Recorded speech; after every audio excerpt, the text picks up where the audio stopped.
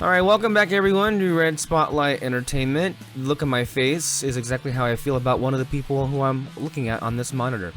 This is Red Spotlight, of course, the show that brings you everything coming out of the world of movies and more, and I'm joined by David Francisco. And this week we're going to talk about two movies that we went to go see in San Diego, which is one of our favorite places that now happens to be inhabited by one of the better individuals who I'm looking at across the screen from here.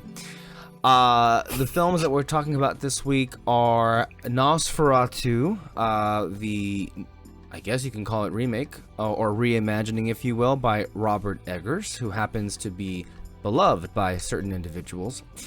And also the film Queer, that is directed by Luca Guadagnino, who has become kind of a darling of ours here on this network. Of course, coming off the heels of Challengers, which was I would like to call it a beloved film, but then if you wander over into the awards season space and you kind of just look around like you're freaking John Travolta in Pulp Fiction, and you're like, what? Well, where's Challengers? So, it's nowhere to be seen. So, yeah. And of course, since I mentioned the godforsaken arena that is the awards season, I guess we have to talk about that and the 82nd annual Golden Globe Awards.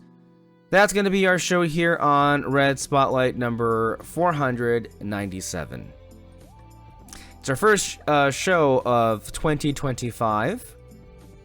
And yeah, it's going to be another hellish year on Earth, but quite literally in some cases, from what I've been seeing some, images. So that's where we are. Any comments in the peanut gallery? Peter?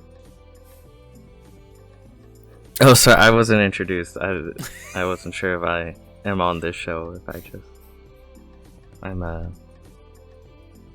spectator, I guess. Yeah. Oh, that's my fault. I guess I should have introduced the entirety of the people who you're seeing. I mean, I'd like to introduce a third individual who you may be able to hear, although I'm not sure you will be able to see very well. We are luckily joined this week by ring light denier Peter Martinez. How are you doing this week? I'm swell. Thank you. Very good. We should also mention to the audience listening at home, again, listening because the ones who are watching can't see anything but a blurry Skinamarink demon in front of you. But this individual is also a denier of remote controls. And before this podcast took place, we were having a discussion whether or not there was just flat out incompetence, insanity, stupidity, whatever you want you want to call it. But yeah.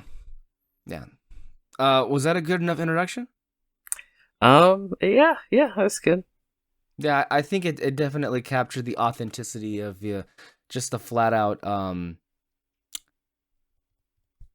dissatisfaction I'm feeling with a certain person at this moment. I'm not very happy. And I don't think I, for one, should feel the need to kind of conceal that. Not that I ever do. I think I kind of just call it out and call attention to it. And I think it's part of the magic of the show. But I'm not very happy, generally speaking, I think ever. Very rarely am I happy with anything. I think the only things really that make me happy these days are good movies. And hey, we hardly get any of those to begin with, so that should give you a pretty good indication. But I'm far less content with the individuals who parade themselves to be acquaintances of any kind. But I also think it's a good segue into talking about the show today because I think part of the anger that all of us, I think, might be able to actually share in would have to be, and again, I don't know, I mean, I have been such a disillusioned, cynical piece of shit, in large part thanks to one of the people who happens to be in my life and has been for quite a number of time. David?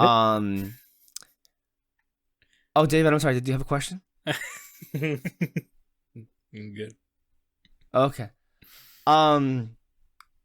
I have been so beaten down, so brutalized, so shattered into a million pieces many times again, in various different ways. But if we're talking about in the context of film itself, I feel like the moment that I think just broke me, and I mean this wholeheartedly, and it's kind of sad to say it out loud that this is something that would break a person, but I think it's the truth, and let's just stop avoiding the truth. For me, it was quite painful. For everybody who calls themselves friends, in quotation marks of mine, it was one of their happiest moments of their entire life. And would even, honestly, I think would cry tears of joy when they think about 2016. Actually, it would be 2017. Probably it was February, I think. The point is, I have lost faith long, long ago to really think that when we're talking about awards, the things that we love the most, but you know what, that's actually not true. The things that I love the most, those specifically are the ones that are just destined for failure. And they're destined for oblivion. So why all of a sudden is that anything new or different this year? I don't know. I think in the last couple of years, and you guys correct me if I'm wrong here, the last couple of award seasons have actually been pretty good, all things considered, when we think about who was actually invited to the party, and in some cases, who actually won. But I don't know. I personally feel that 2024 was such a middling abyss of options as far as like movies. And I am not saying that there wasn't great pieces of art or film. There actually were a good number of them. But I'm thinking about the totality of the offerings in comparison to 2023 and 2022 and 2021. And I would say it was better than 2020, although everything really has to be when you think about it. But considering how middling the options have been, somehow this award season has really felt like they've gone out of their way to inexplicably, more than just, telling me to go fuck myself. That's the usual thing that's baked into the award season. But more so than usual, it just seems like there are some obvious choices here that are, I'm sorry, I just got a message that triggered me.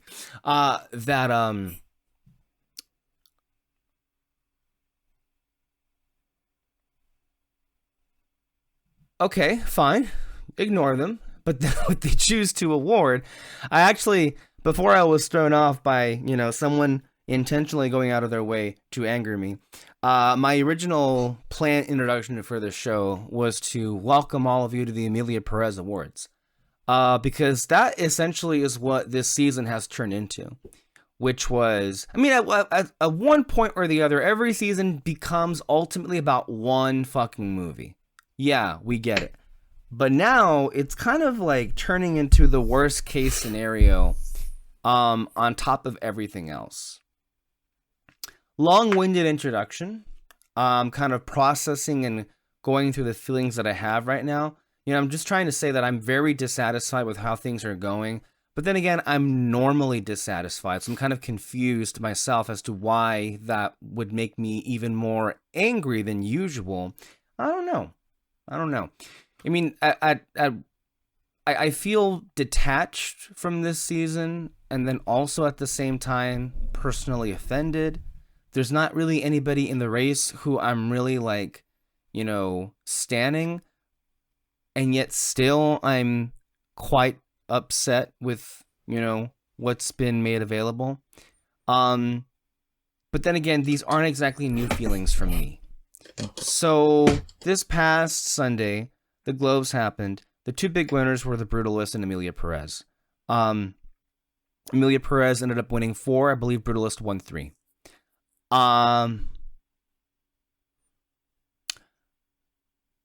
Today, the Screen Actors Guild nominated Complete Unknown, Wicked, and some other ones I can't remember. It doesn't matter.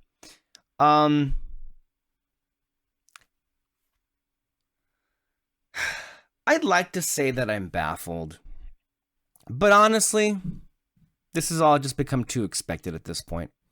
I think about a month ago, Peter and I talked about this movie, Emilia Perez, and without even seeing it and just hearing about it, I'm like, oh no. Oh, no. And here we are.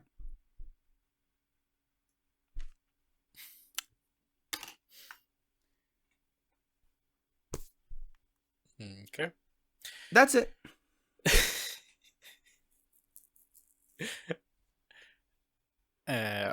Well, neither of us have seen Emilia Perez, but yeah, like Alexis just mentioned, from the very beginning, we knew already this is gonna be the one to take a whole bunch of stuff home, and we're gonna disagree with it, because it's just seemed like the right fit for the award seasons and all that. And that was definitely the most annoying part of the Globes. I concur. I did see a scene of the movie. The one everyone saw? The one everyone saw? No, I don't. Penis and vagina. No. Oh, okay. I guess not. Never mind. It was right in the beginnings of that one that award for best song, I think. The one was it the one with Selena Gomez in it? The one for best song? Or yeah, the penis and vagina song should have won best song. But it was the beginning of that one, and again, I haven't seen the whole thing. I don't know the context, so it might sound harsh. Here, listen. Stop talking. Listen to this. Okay. Nice to meet you. I'd like to know about sex change operation. I see. Men to woman, or woman to men. Man to woman. From penis to vagina. That's a banger. Dude, I thought you were like... You thought I was making it up, or what? I didn't know you were thinking about a song specifically. I thought you were just like talking about a scene that's like, oh yeah, it's just, a penis and vagina or something. No, it's the penis and vagina song. Sex change operation. I see. What the fuck?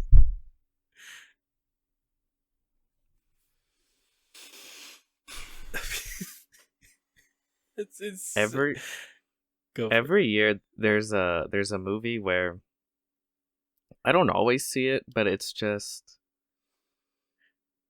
and maybe that's why it's not fair, but you can just kind of tell, like, oh, like, this is a movie that would kind of be either people go like, oh, it's nice, and then quickly forget, or go like, oh, that kind of sucks, and then quickly forget.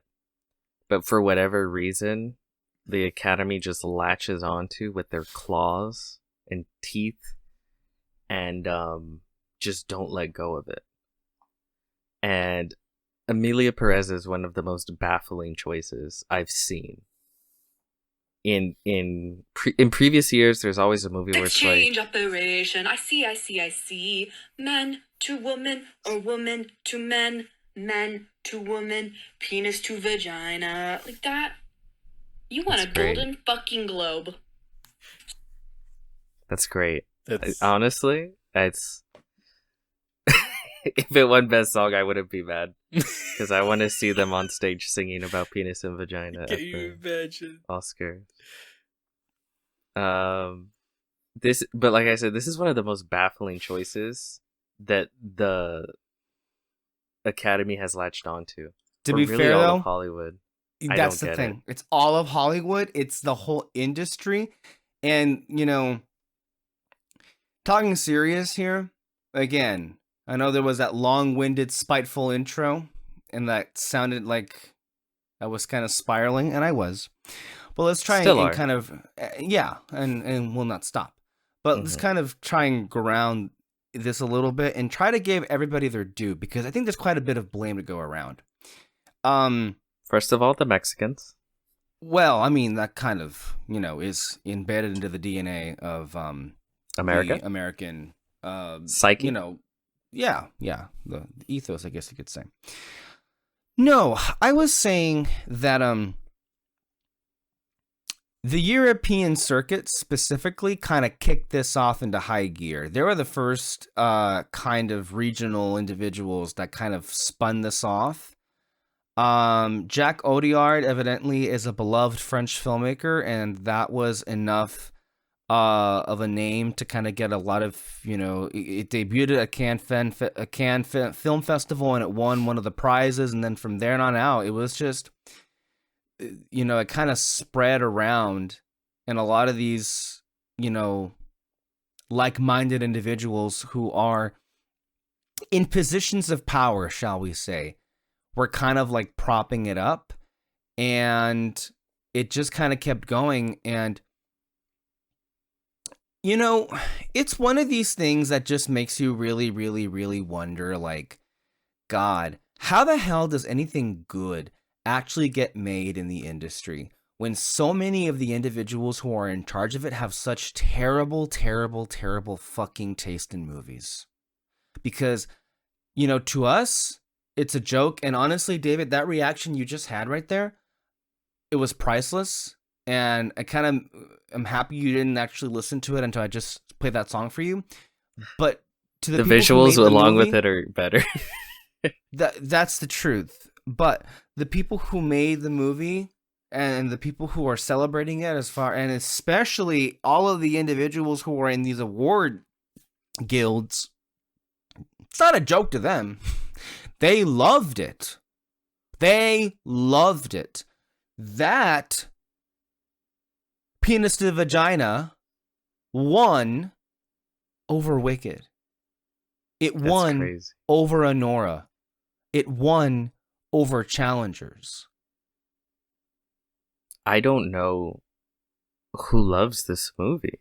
Mm-hmm. Because the reviewers didn't love it. The audience didn't love it. I don't see any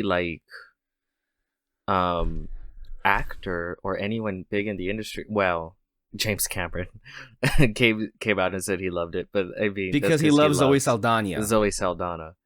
But no one is actually coming forward like, oh my god, this movie.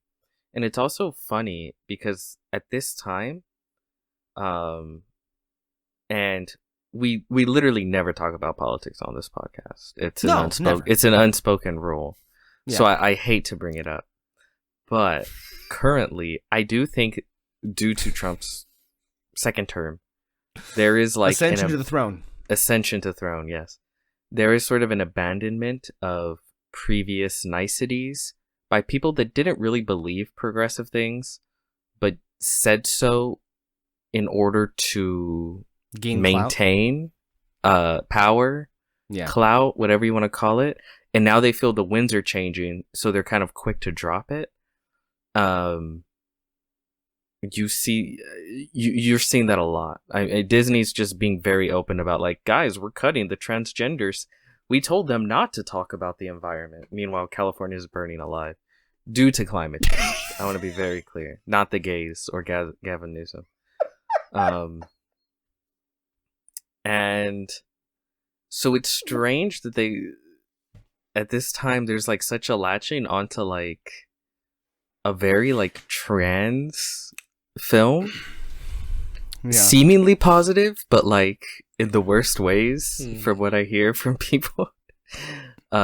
Just that it's like goofy and cringe, not necessarily that it's like problematic or anything. It's like positive and it's I guess it's although some trans critics have called it highly regressive.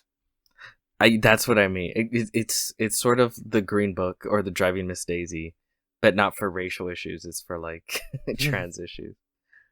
But it's interesting because this is at a point where, because there's a lot of people in Hollywood that just don't, they're in no way progressive. They like. Sorry. David, do you not know the synopsis for this movie? Kind of. I know it's about some drug lord or So look, Rita, which is Zoe Saldana, an underrated lawyer working for a large law firm, more interested in getting criminals out of jail, is okay. What the hell? That's not the right synopsis. Letterboxd, you really dropped the ball. Basically, this drug lord decides that he You wants start to- reading the synopsis of Nosferatu. Basically, it's I about know, this right? woman who made a deal with a vampire. Wrong one. This drug lord ends up wanting to transition into a woman, and so he hires this lawyer. I should say this drug cartel warlord, and then And it's a musical. and it's a musical. Hmm. It's because, like, when we were previously talking about Emilia Perez, Peter, off air, we were kind of going at it from the angle of how terrible Selena Gomez sounds. Oh, she's a real Mexican American. She can't speak Spanish for shit. That's Or the other sing. thing, but that was not even touching the surface of, like, where we are. Oh, you're talking about her singing, right? That, yeah. Because her singing, I heard it. It's not terrible. It's not bad. In but Spanish or in English? Well, see, that's the thing. Like, when people were saying her Spanish was bad, I watched some clips and it's like, yeah, it is. But, like, her singing voice itself isn't, I don't think, it's never been bad. There's And actually some people no.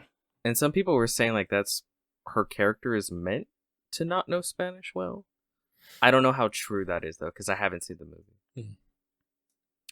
I will say, okay. Since we're already here, there was a song. There's a song that's actually okay. I think it's in Spanish. This is it. Let's see.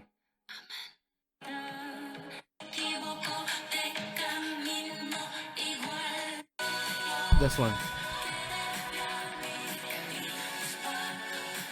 But the one that what's her name? Alexis, that other individual that is on here sometimes, mentioned there was a song that she was playing that was, was it this one?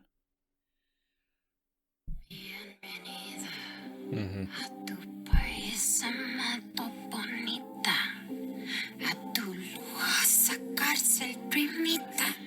She sounds like she's casting spells. We made that joke too, but the thing that we were hitting on though is like there's something about the way she's pronouncing these words that like doesn't sound right. Like she's putting a lot of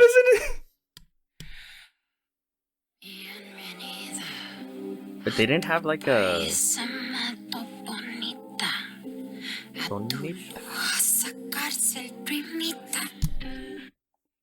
there wasn't like a speech coach at least. No, there I was. feel like there was. Oh, there was? There was. They dropped the ball. There was, and they did. Yeah. Last podcast, Alexis kind of blindsided me when, she opened the podcast by announcing that she had seen She's pregnant. Moana 2. Oh. No.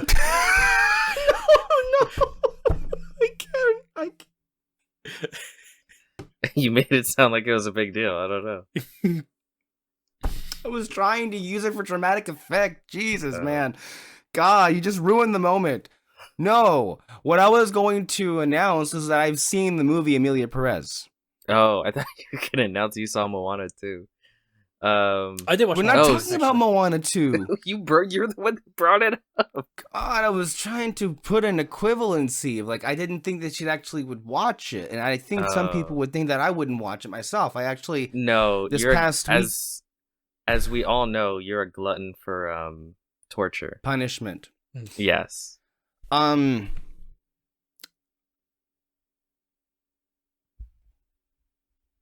give it this compliment.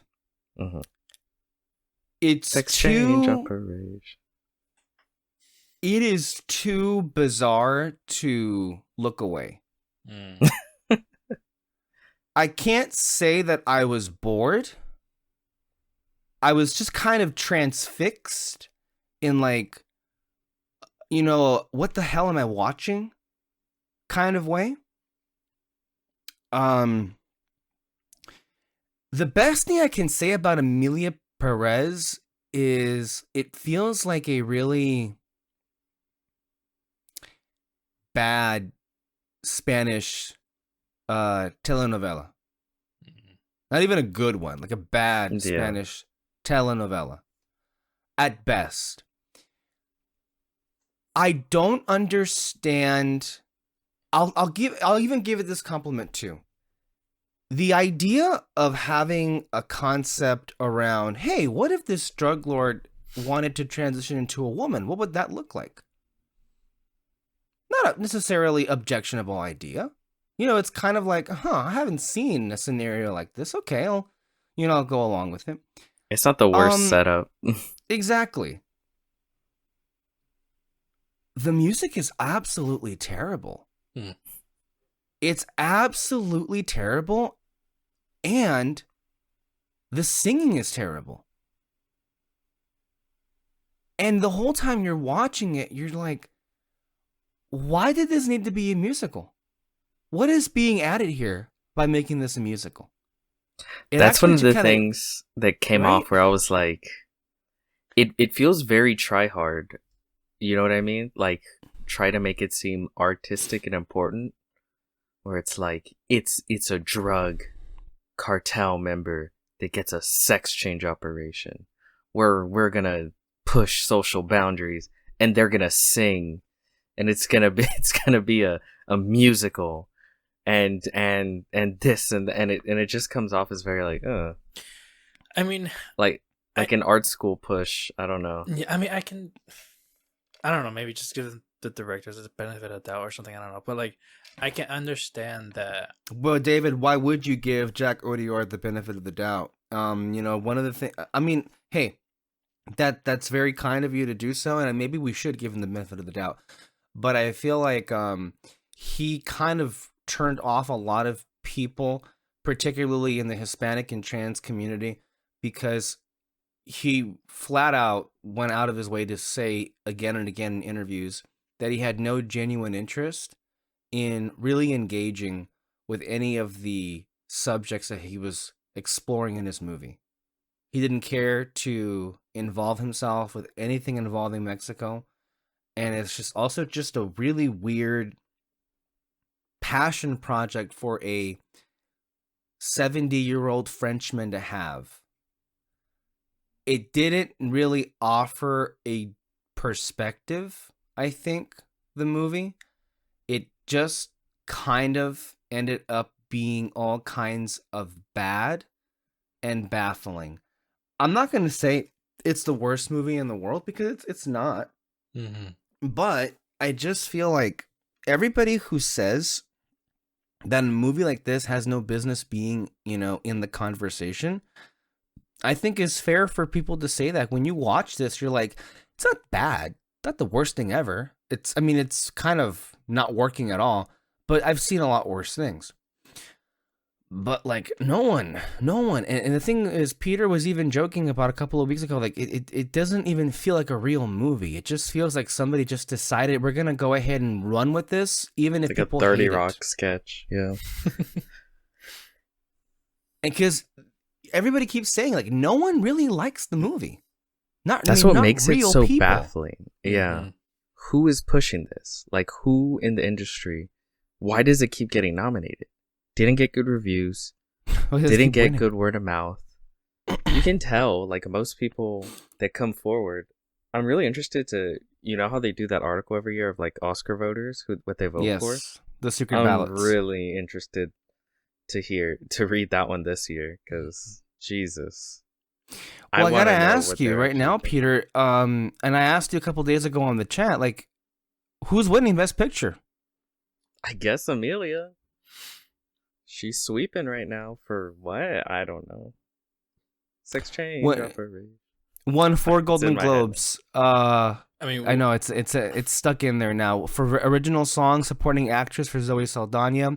It won for international film, which it will be in contention at the Academy Awards International Film, and it won for Best Picture, Comedy or Musical.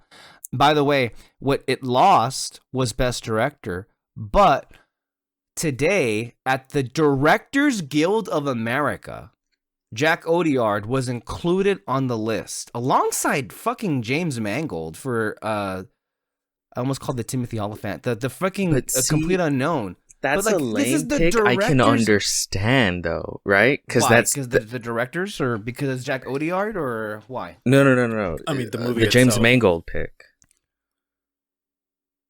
The I'm what? talking about the James Mangold pick. I can Oh, understand. that. the Oh, James yeah, Mangold yeah. That's pretty typical for them. because that's if you feel that's bullshit, that's bullshit. I can understand. Yeah. I guess that's what's baffling. It's like I'm used to very specific bullshit with the Academy.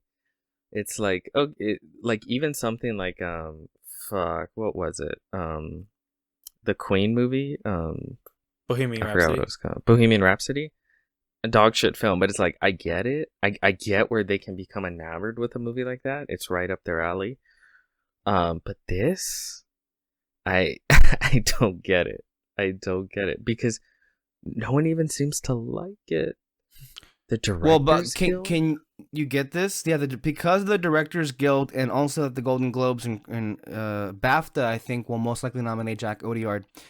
As it stands right now, Jack Odiard for Emilia Perez will be included for the nominees for Best Director, and who will not be included will be Denis Villeneuve. To be fair, I think the worst thing that can happen for this movie is it winning. Honestly, winning anything. It like because people are gonna Too late. shit so hard on it. Mm-hmm. I was gonna say People are massively shitting in it right now for winning a Golden Globe. Imagine if it Yeah, wins and an no one Oscar. cares about Golden Globe. No, that's what I'm saying. If it wins big time at the Oscars, because regular people will still watch movies based on Oscars buzz, right? Especially older people. Mm-hmm.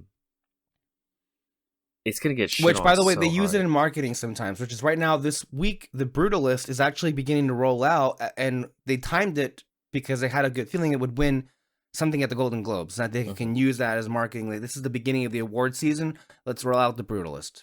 See, The Brutalist, I think, has an outside chance of winning. Not an outside. I think it's like It has it's a good pretty chance at neck and winning. neck. And the one that I think has an outside chance is honestly The Substance. At winning what?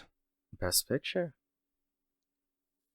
I said Really? outside. I said outside. Oh, okay. It's okay. not likely, but based on how the voting goes, you know, isn't it like if they like split a lot of the like Emilia and Brutalist, that Like a substance?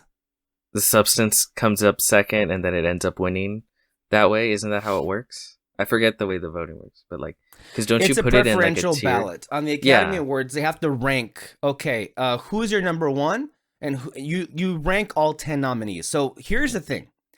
And that's kind of, I'm going to bring this full circle. 20 minutes ago, I was talking about how La La Land was humiliated at the Academy Awards, and subsequently so was I. When the Beautiful night. names, the movie whose name shall never, ever be mentioned by me ever again, stole its Academy Award. But you know Queer. why it ended up winning? Was because La La Land was winning. It was winning everything. And you know what? Pff, we need to have a new winner. So let's not have that. And so what ended up happening is some Academy trash were literally ranking La La Land in 10th fucking place. And this is how the preferential ballot system can screw somebody over. Is you can have a perceived frontrunner, but if there's a backlash to that frontrunner, those voters will purposefully rank it at the bottom. Because when you do a preferential ballot system, the bottom vote getters are the ones that get cut out first. They're voted off the island basically first. So if you have a movie that's hated that much, or if they're rooting against, that can end up having an adverse effect on your chances of winning Best Picture.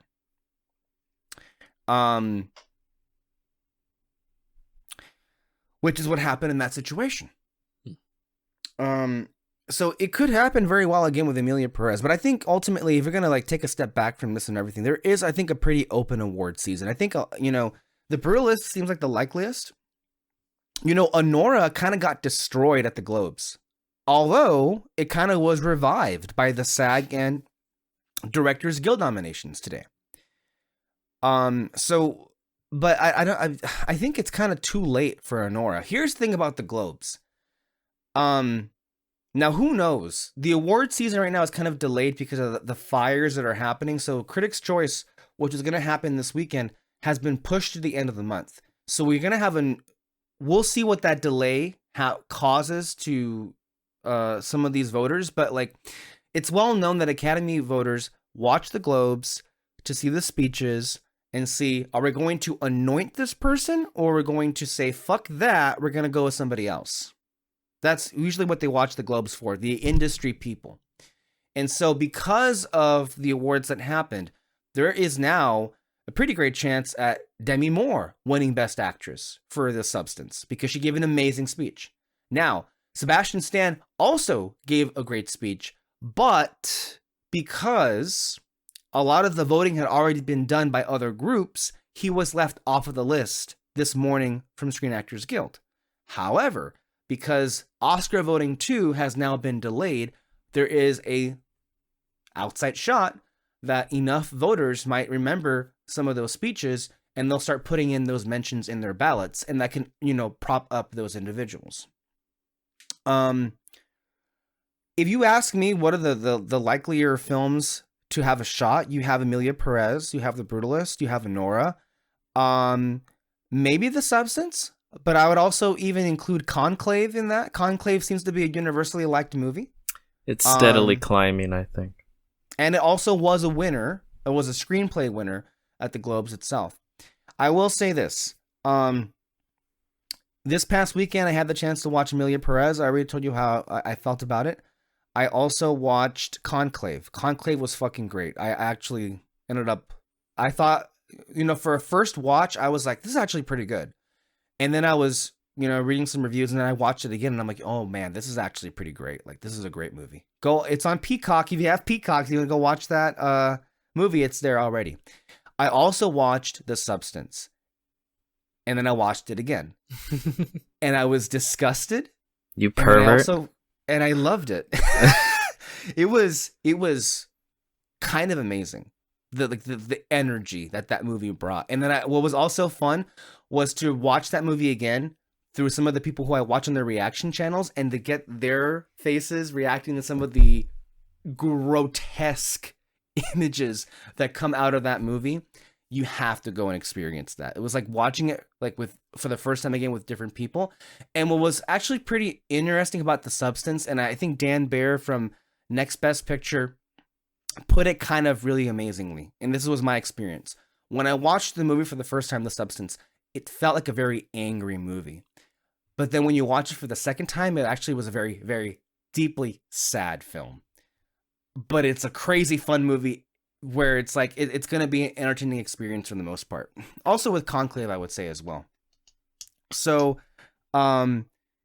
it turns out there actually are there's some pretty good movies that have been included in the nominations, which, by the way, before we get off of it, it should be noted, and I have to go to Peter for this, because this is actually the very first competitive horror film in award season, at least that I can ever remember.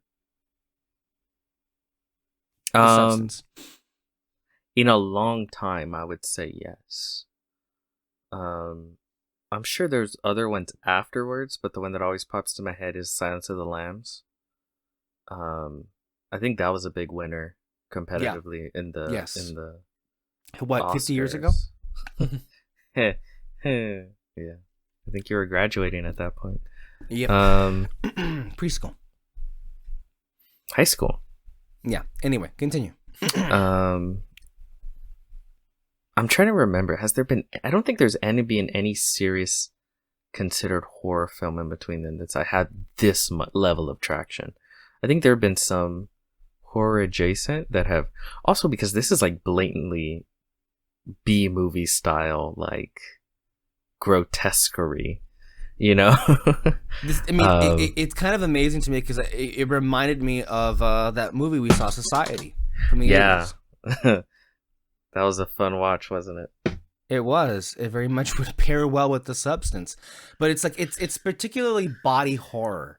Yeah. And that kind of stuff has been looked down upon by this industry for many years, despite the fact that it's a very successful part of the industry and it makes so much money. And It always makes especially money, yeah. the people who perhaps need to be, I think, honestly, you ask me, the majority of the Academy needs to be purged. Like purged from being able to vote. Hey, hold on a minute. I don't mean like killed. I mean like removed off of the rolls of being included to vote for Academy Awards for many reasons. I'm an elitist when it comes to being able to vote. Not everyone should have that privilege for the Academy. Thing. Of the many branches that I think would be great candidates of being removed as voters, perhaps the people who have been the most egregious are the makeup and hairstyling guilds. Because at every turn, they have blocked any horror movie of any kind from ever being included in their list of nominations. Horror films have had the best makeup for decades and decades and decades, and not once have they ever been included in the party. It's always period pieces. But it's never, ever a horror movie. I mean, just the prosthetic work. Hello, makeup. It's in the name. So, also get rid of the British. No, well, that's why I said there are many particular. God, I'm forgetting the word myself. There are many different factions of the Academy that I feel need to be purged. I don't feel particularly that there needs to be a heavy contingent of Brits and Europeans in the Academy because, quite frankly, oftentimes they kind of bring down where we're at. I mean, hello, why do you think Emilia Perez got off the ground in the first place? Because of the British and European contingent in the Academy. Why? I guess he's French? Like, what's up? Yeah. It's Jack Audiard. I mean, that's... It. No, they fucking loved it. They, I mean, at this point, there's no other way to explain it. Real people are not going to connect with Emilia Perez because there's just no possible way. But for whatever reason, they loved this shit. They love it. You think maybe that's why Conclave is starting to get heat up a little bit because of the director? That's what happened last time with his last movie. Edward Berger for sure. I think Conclave heated up a lot because I think it's just universally, it's a very likable movie. There's like no person who watched Conclave. Remember all the stupid fucking awards All Quiet on the Western Front won? And like, undeservedly so. Christ. It won Best Score. That score fucking sucked. And there are so many people who would actually defend that score saying it's fucking amazing. I hated that score. Well, I would argue that, I don't know, on a musical level, maybe you can make an argument for it. My main argument is that it's just terrible. It didn't match the film. I think it was a horribly written score for the film that was made. It's like an EDM track that would play randomly. Yeah. It was no, seriously, no. The score. You never heard the score for the 2022 All Quiet on the Western Front, David? No. You need to go back and listen to it. I mean, I'll play it myself. I'll find the. But you know what that movie is? All Quiet on the Western Front. It's a remake of a really famous World War II. Actually, World War I. It's a novel picture. Yeah. Well, it wasn't All Quiet on the Western Front one of the original winners. Yeah, back in the day. Best Picture winners. Yeah. Mm-hmm. I haven't even seen the original movie, is fantastic. I mean, the way you guys just described the score and all that, it doesn't seem right. The first time it pops in, I was just like, "Whoa, what is this?" It's like a freaking robot booting up. Mm. Yeah, but it's weird. A World War I film, and I think the 1920 version is the best version. It's a really, really good film. Mm-hmm. Incredible film. I couldn't find it. I'm sorry about that. But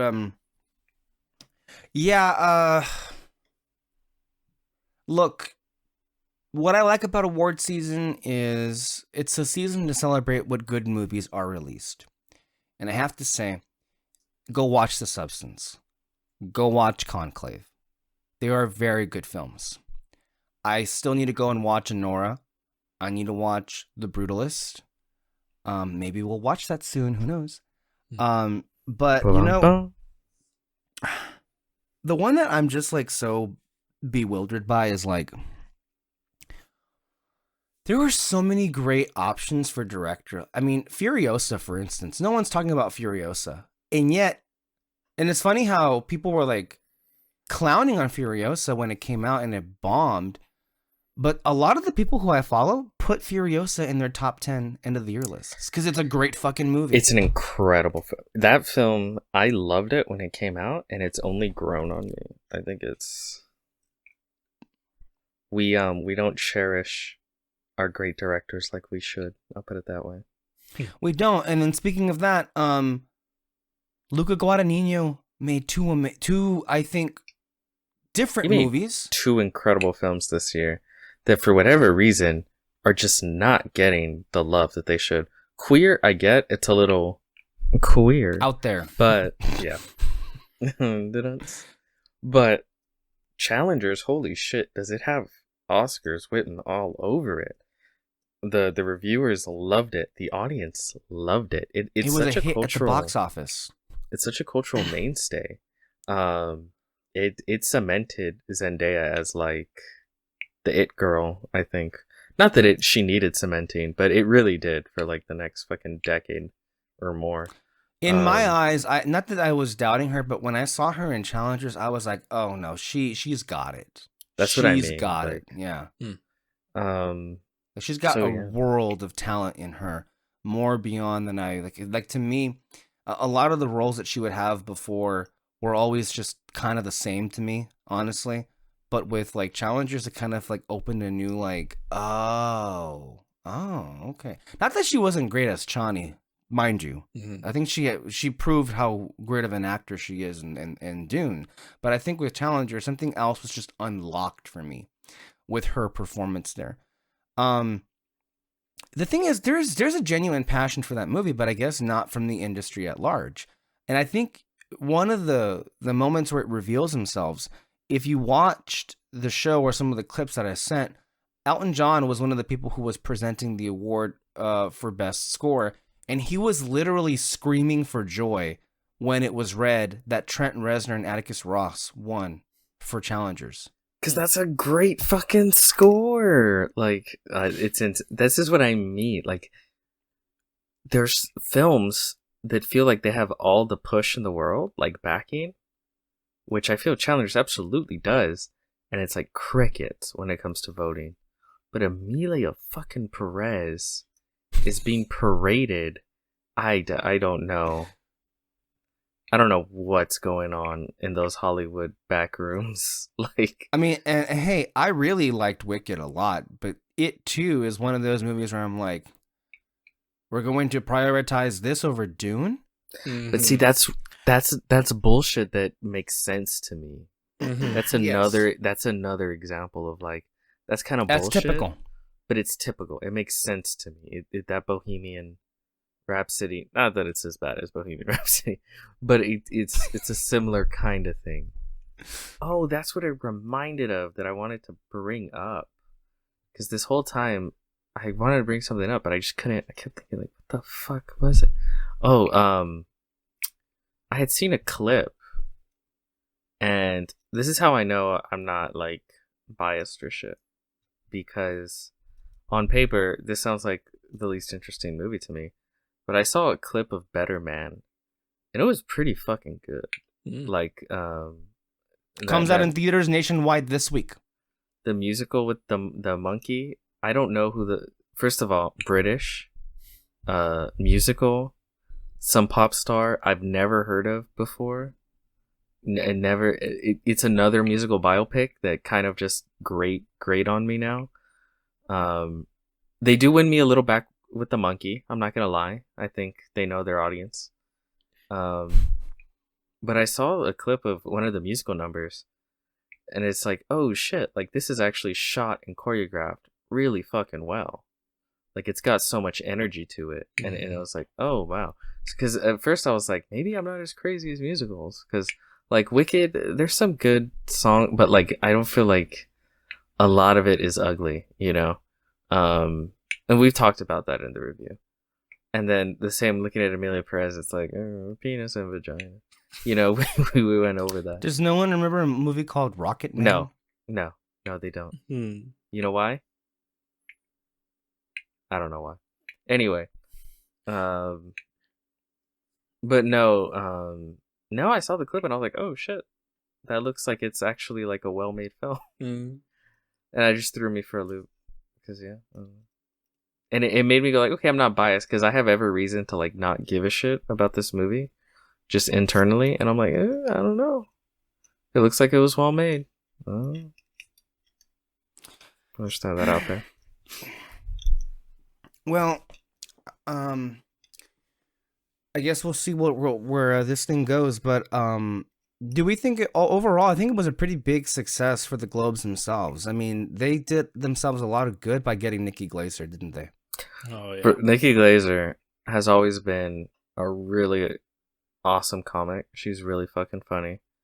And again, her jokes. It's a real talent, I think, to be a stand-up comedian. It's fucking hard to go up there and tell jokes. But especially in this room, you have to know the audience, not just in the room, but at home.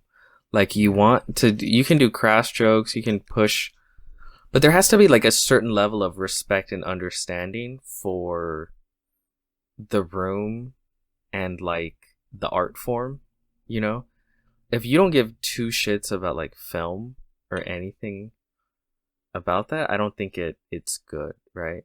And if you look at her jokes, they were funny and they pushed boundaries and stuff like it's fucking something important. Yeah. But you know, they step over the line a little bit in funny ways. I mean, push the envelope. Push the envelope. Sure. But all the jokes I feel came from like a level of like understanding, you know what I mean? Mm. Like, yeah, when she made jokes about Wicked, it's not like this person just like they weren't tone deaf. It wasn't like they just read a Wikipedia page of what Wicked was like an hour before jumping on stage and be like, witches are crazy, you know? Like, it felt like she had actually an understanding of. She probably actually saw the films she was joking about, or had a good understanding of, and also like a good understanding of the people in the room. Like when she made jokes about specific people, I don't know. It just, it's because she's also like a roast comic. You know what I mean? Mm-hmm. And I think to properly roast someone, you have to understand them. Yeah. So I think that's why she did such a good job. But she's always been real funny, and yeah, she did a really good set. Yeah. I think I mean, Alexis showed us some of the cutout jokes. I was gonna read. Those were good. Those jokes. were great. So you saw the jokes that were cut out? Yeah. Yeah, I read Okay. the ones that you sent and all that. But No, I meant Peter. I didn't send those. Did I send to Peter or did I? I read them. Okay. I don't need you to send me everything, Mr. Soda. Okay. But I mean, Sometimes it feels that way. She definitely knew, just kind of just balancing it out and all that. Like she got like the basic jokes of it. I mean, the most basic one I think that I heard in their opening monologue was Adam Sandler. It's like, oh, your name sounds like something Adam Sandler would say, you know, Shabby and all that, blah blah blah. It wouldn't have worked without Sandler actually putting it at the end. Yeah, that's a kind of like, oh, okay, I guess we can go ahead and do this. You know what I feel though? I think it was kind of a masterful monologue in that she was like teetering up to the edge just a couple of times there, but she always is able. She has such a great really energy, good balancing act. Yeah, she's able to bring it back, and at no point did she lose the room. Like she had them from the very beginning. I think honestly, people were just elated that Joe Coy wasn't there. It's like, oh, somebody else, yay! And then she had them from the very beginning. I feel. But I also do think, judging by a lot of the jokes that were cut, and she's also admitted this because she went on Howard Stern about how, you know, she herself was like kind of like struggling with like, okay, well, how far do I push it? I think it matters a lot that this was her first year doing this. And I say first year because there's no chance in hell she's not going to come back. Like, I think Variety or Deadline already reported that in her contract, it was like, if things had gone well, she will be back for a second year. And I think they should bring her back. And the Globes producers have already talked about how, like, yeah, we're gonna bring her back. We want her to come back. They've even actually had said that off in the trade. So like, it's gonna be a for sure thing. And by the way, the audience grew 10.1 million viewers. It is a 7% increase from last year. There's like, she's coming back, and they need to lock her down for as many years as she's willing to do it. Because when I say this is very much a first freshman year monologue, I think the next year she's gonna be okay. Well, the first year was good. Let's try maybe a little bit more. The second year, let's push it a little. Well, those jokes were pretty. There's a couple of them where I thought they like they're funny, but they might get more groans than laughs. But most of them, I think, were pretty good. I mean, I just feel like you can see it. Like, she's kind of like pushing it, and it comes back down. And all that. Like, she just knew, like, how to work the audience. She knew the exact line. Mm-hmm. The one I really wish she would have kept was if Adrian Brody could go back in time, he would thank baby Hitler for his career. Well, her two-time Holocaust survivor Adrian Brody joke was pretty good. Yes, and it's like that one's on the line too. It was like, but or also that's like an understanding of his career. You know what I mean? Yeah. And like everyone in the room knows it's a good joke. I think that's why Joe Coy failed so badly and why Nikki Glaser succeeded is because Nikki Glaser understands what the Globes ultimately are. They're not just an award show for film. The Globes, more than the Oscars even, are really just kind of a Hollywood party because they also have TV awards there too. And sometimes they have pop stars there because of original song. So it's always been kind of like this powwow for all of like the, Hollywood's hottest people. And when, Tina Fey and Ricky Gervais would do their monologues, they would never just make the jokes just about the movies. They would make their jokes about the moment in the era where Hollywood is in. For example, they mentioned the Justin Bieber pregnancy scandal or Charlie Sheen getting fired from 2.5 Men. Things that would not really be revolved around the people in that room, but around people who are big in Hollywood and LA particularly. Mm-hmm. So, for example, and they were also topical and mixed with like, really, when what's it called? Gervais said that, these actors would sign up for an ISIS streaming service a few years ago because, you say you're woke, but you'd sign up for it in a heartbeat. Or where Nikki Glaser would say, one of the ones that she cut out was Glenn Powell being so hot, right? Nominated for Hitman. Who would have thought that by the end of the year, you would only be the second hottest hitman in America? Yeah, that's great. That's a good one. Mm-hmm. That's a great one. But the other one that's like sort of a comment on the times where she named the actors like such amazing movie stars, like da da da da da da da, and such great TV stars as, and then she named the exact same one. Yeah. Oh no, this one was bad. Man, gosh, you should have gone for that one. That would have been like it might have been a groaner, but I think people would have laughed. I saw Joker too, and it reminded me of when the first Joker came out, and I was in theaters, and I was afraid someone was going to shoot it up. And then during Joker 2, I was really hoping they would. That's a good one. Oh, that's such a good one. Mm-hmm. I still like what she said though. Gone for it. I still like what she said though. It's like, hey, we got the Joker too. Oh wait, no, they're not here. Damn. Honestly, I think that's more hurtful. Oh man, it reminded me of like Gervais said this 2 years ago. Is like the world got to see James Corden as a fat pussy. And he was also in Cats. And then he followed it up with no one saw that. That's just an attack. For real. But it's funny. So I'm very happy for her. I think her career is gonna really get bigger from here on out. And I think what I was happy to see, it wasn't a perfect telecast by any means. There are still a lot of things that they need to improve on. Like those presenters, they go on for way too long. Get to the fucking awards and move it along. But what was really, I think to me, the moment where it kind of clicked after the monologue, where Nikki Glaser was like the perfect person to come onto the show, was when she basically, and look, I think it was read this way more than just me, at least I hope anyway. That whole popular song and dance number, she was making you think you were going to be subjected to, and then she just stops at the very beginning, and the whole bit was that someone is in her ear telling her that it sucks. Yeah, that's a good one. And it's good because too many of the people who are hired to work on these award shows don't understand that concept. And they insist every single year of wasting our time by thinking, what new thing are we going to bring and make the viewers like us this year? And they try too hard, and they keep creating horrible musical numbers like that no one wants. And so that to me was like a really good, like, yeah, this shit's terrible. And But no one also, should. it really plays into this idea of like, keep it moving, please, for the love of God. That I think Yeah. a lot of people have had that opinion. But that's what I mean. She has an understanding of these award shows, right? Mm-hmm. Where it's like, yeah, that's a thought that a lot of people have had. Like, quit with these lame fucking, song and dance things. We're talking about these movies. Keep it moving. Yeah.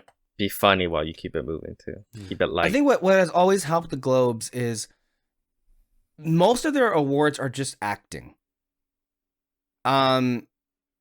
They don't really have too much craft awards to get through, so it helps them a lot in that department.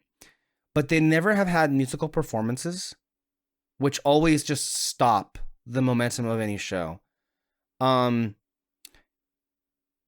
they also do not have an in memoriam.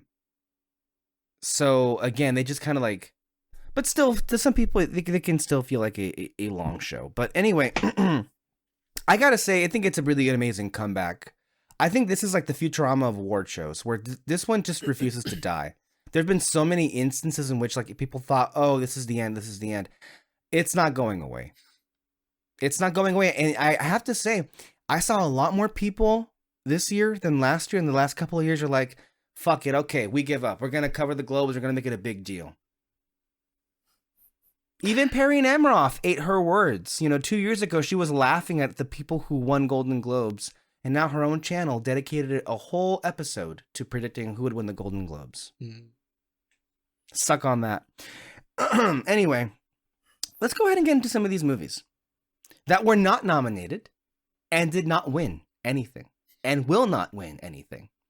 I mean, we might live in a world where Nosferatu is not included for best cinematography, but Wicked is. Wicked? Fuck me. It's such an ugly movie. Yeah. So, Peter, if you can pull up on your phone, let's get to Nosferatu, please. Only because you said please. Nosferatu, directed by Robert Eggers. Succumb to the darkness. A gothic tale of obsession between a haunted young woman and the terrifying vampire infatuated with her, causing untold horror in its wake.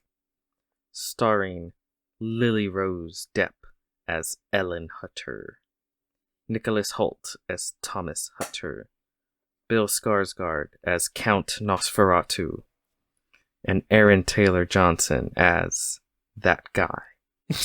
Willem Dafoe as Van Helsing, and Emma Corrin as Anna Harding. Ralph Ineson, because you gotta mention Ralph Ineson because he's amazing and everything. But yes, Nosferatu. I should say, at some point, it would be cool to do actual full reviews for Conclave and The Substance. I think The Substance is a great horror film. I'm going to put it out there. This is my favorite horror film of the year. It's a horror film that very much is beautiful in all the ways you would want a vampire film to be. It has amazing performances that are very much sincere and at the same time deliciously campy in a way. Maybe camp isn't the right way of saying it, but they're just so fun. It's a fairy tale. I frankly do not understand how there was a pretty sizable contingent of people. I love how in every review I just like immediately just go to bashing a bunch of people for not You liking start what I bashing like. minorities. But yeah. it is what it is. I do not understand people walking into this film who are fans of Eggers and just walking out feeling that it was far and away his weakest movie and that it wasn't even all that good and that they were disappointed. I gotta say, I'm not one of these like, I respect very much Eggers, but I don't think I love his work, and I don't think I've ever loved any of his movies until right now. This was very easily one of my favorite movies of the year. It kind of catapulted, like not into my top 5, like very, very easily. I've seen this movie 3 times already. Like, I can't get enough of it. It is absolutely sensational to me. You're It's like one of these Ellen and movies- or Helen and Nosferatu. Yes, exactly. Like, you put it in front of me and I just can't resist it. Every single beat, every single scene, the dialogue especially, cannot believe. I think to me the screenplay from a dialogue standpoint is quite underrated. I mean, I don't know. I ate it all up. All of the actors delivered it and then some. Mr. Skarsgård, Jesus, like what a performance for the ages that you wouldn't even know was his to begin with. It's insane. Again, I'm talking still about- surprised every time. Talking about prosthetic work, how is this movie not going to be in the running for makeup? Like, just insane to me. The photography, the direction, the performances. I think might be my favorite vampire movie. Maybe I won't go that far, but like this is the one that I'm just Trying to very think what are passionate other about. vampire movies. Blade 2. Yeah. I mean, Oh, sound- Blade Dra- 2 is fucking great. Blade 2 is fucking Dracula. great. Hmm. Blackula. I don't know. I may be the one that's the highest on this. But I'm just gonna put it out there. I loved all the performances. I think everybody in this film is terrific. Lily Rose Depp, I think, should seriously be considered for Best Actress, and just putting that. I mean, the things that she was able to do with her body in this movie, I was just completely blown away with. I think you are a Um, pervert. First like, this and then I- the substance.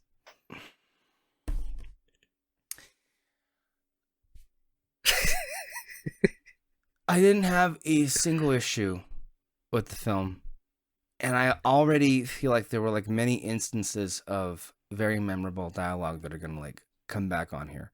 I truly believe this is a film that has so much craft all over it that it would be considered for awards if it not for the fact that it was horror.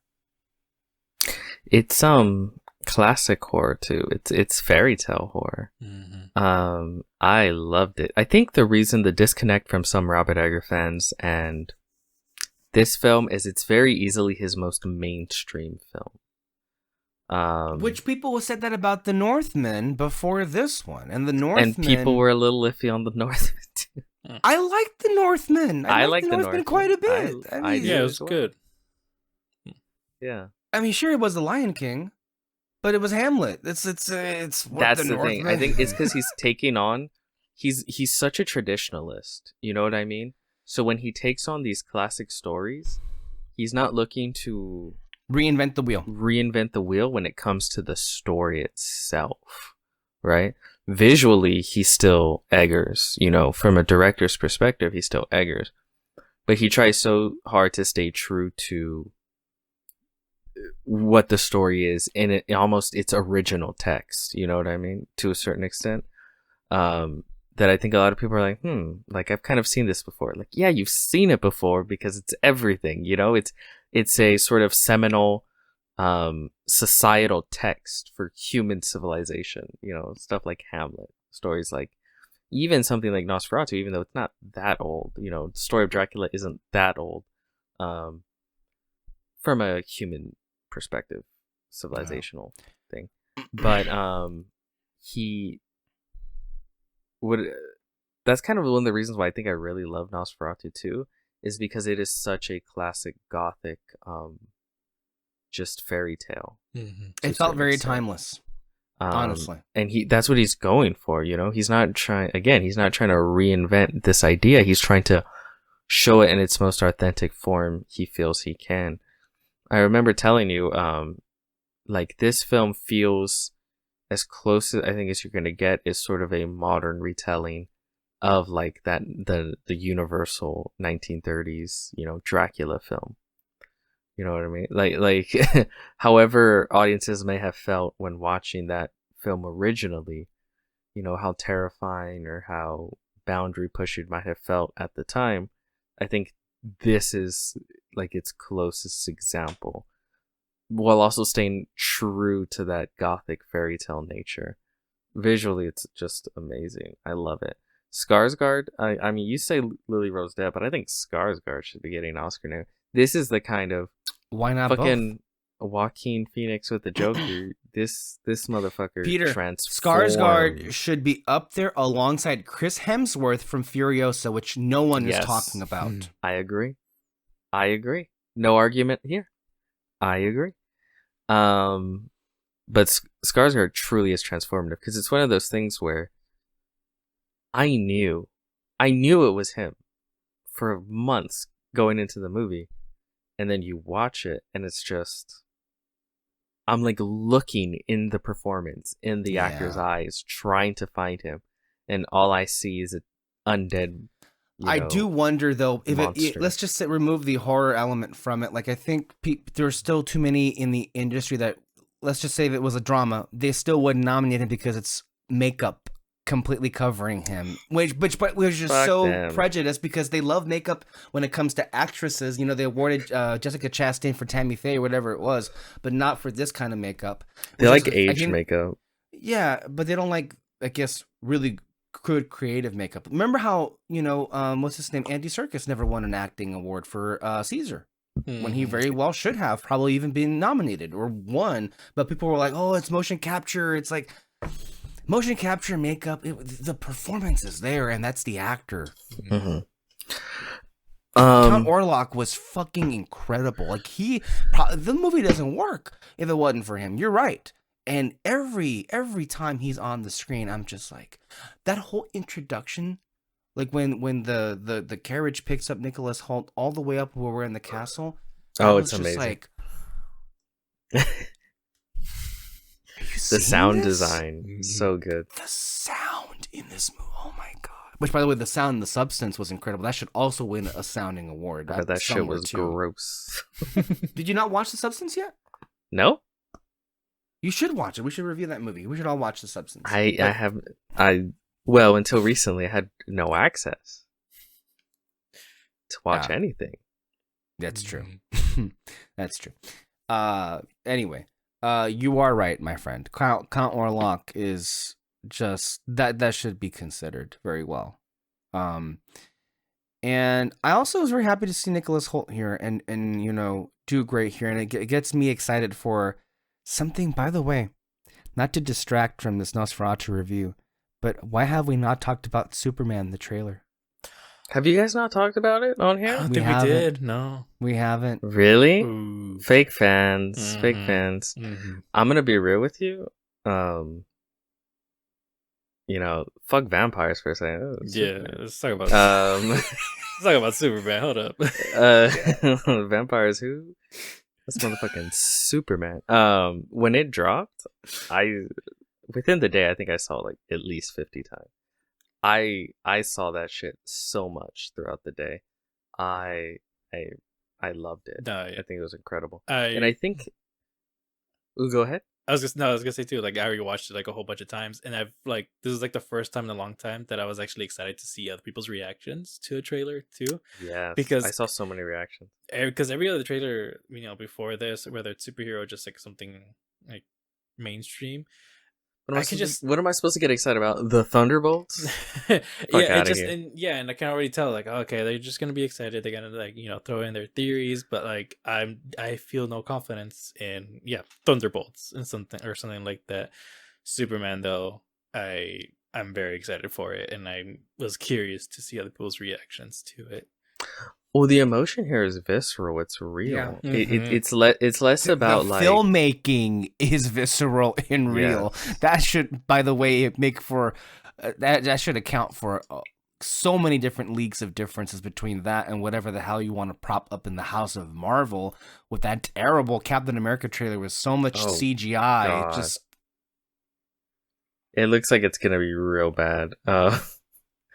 Let's not ruin the Superman. Let me see. But I was just so excited, and I think the reason, because you could see it too. Other people were so excited by the trailer. Yeah. It feels like there hasn't been a real Superman movie in decades, like genuine decades, because we had the Superman Christopher Reeves, of the 70s, and that's really what cemented the idea of Superman in so many people's heads. And then you had the Brandon Routh one where it was like, okay, it was kind of like trying to continue that stuff. And then you go straight into the Snyder stuff where I'm sorry, it just never really felt like Superman to me. Mm-hmm. And I think this trailer really cemented it, where I was like, yeah, it just never had the sauce. It never felt like Superman, any version of Superman. And so watching this trailer felt like watching a Superman movie for the first time since like 1970 something, you know? I'll go even further. I think to me, this trailer kind of woke up a part of myself I haven't felt since 2015. When I remember it reminded me the most. That sexual experience? Why are we going there? We're not even talking about queer yet, and we're already kind of like coding everything with all these innuendos. No, we're not there. You said this was a themed episode. Okay, whatever. My bad. I mean, I try, and then you defy me anyway. So it's just like I don't know what to do here with you. Okay, it's like it can't all be chaos all the time. What I mean to say is, watching this trailer, which it came out around Christmas time, reminded me of when we first watched the very first teaser trailer for The Force Awakens, which also came out around Christmas time. And it was just like, that was the last time where it felt like we were on the precipice of something that we didn't already have a good feeling. I mean, we had excitement, you know, but I think watching the footage come back just felt so vindicating. You know, all of us, I feel, knew immediately that Gunn had the sauce when he was attached to Superman. Like, great, we're in for it. But there were so many people who quite frankly should have known better, that were like kind of becoming naysayers about like, not sure if he's the right fit for this and everything. And yeah, and whatever it was, that trailer came out and shut them the fuck up. And it proved all of us here right that James Gunn was the perfect person.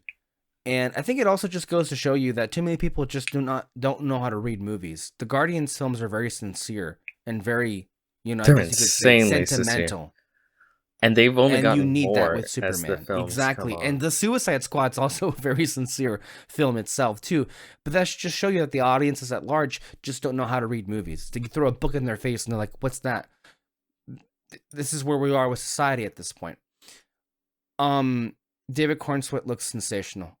Rachel Brosnahan is just like, wow. I mean, so much of this, and I never have picked up a Superman comic, but I imagine more than, yeah, I've seen enough comic book movies at this point to kind of get the impression of what they would be like, right? This trailer especially felt like the single most authentic experience of what it would be like to pick up a comic book and actually live in it. Yeah, well, there's so many just moments that are just classic Superman stuff again, that's why I just think people connected with it.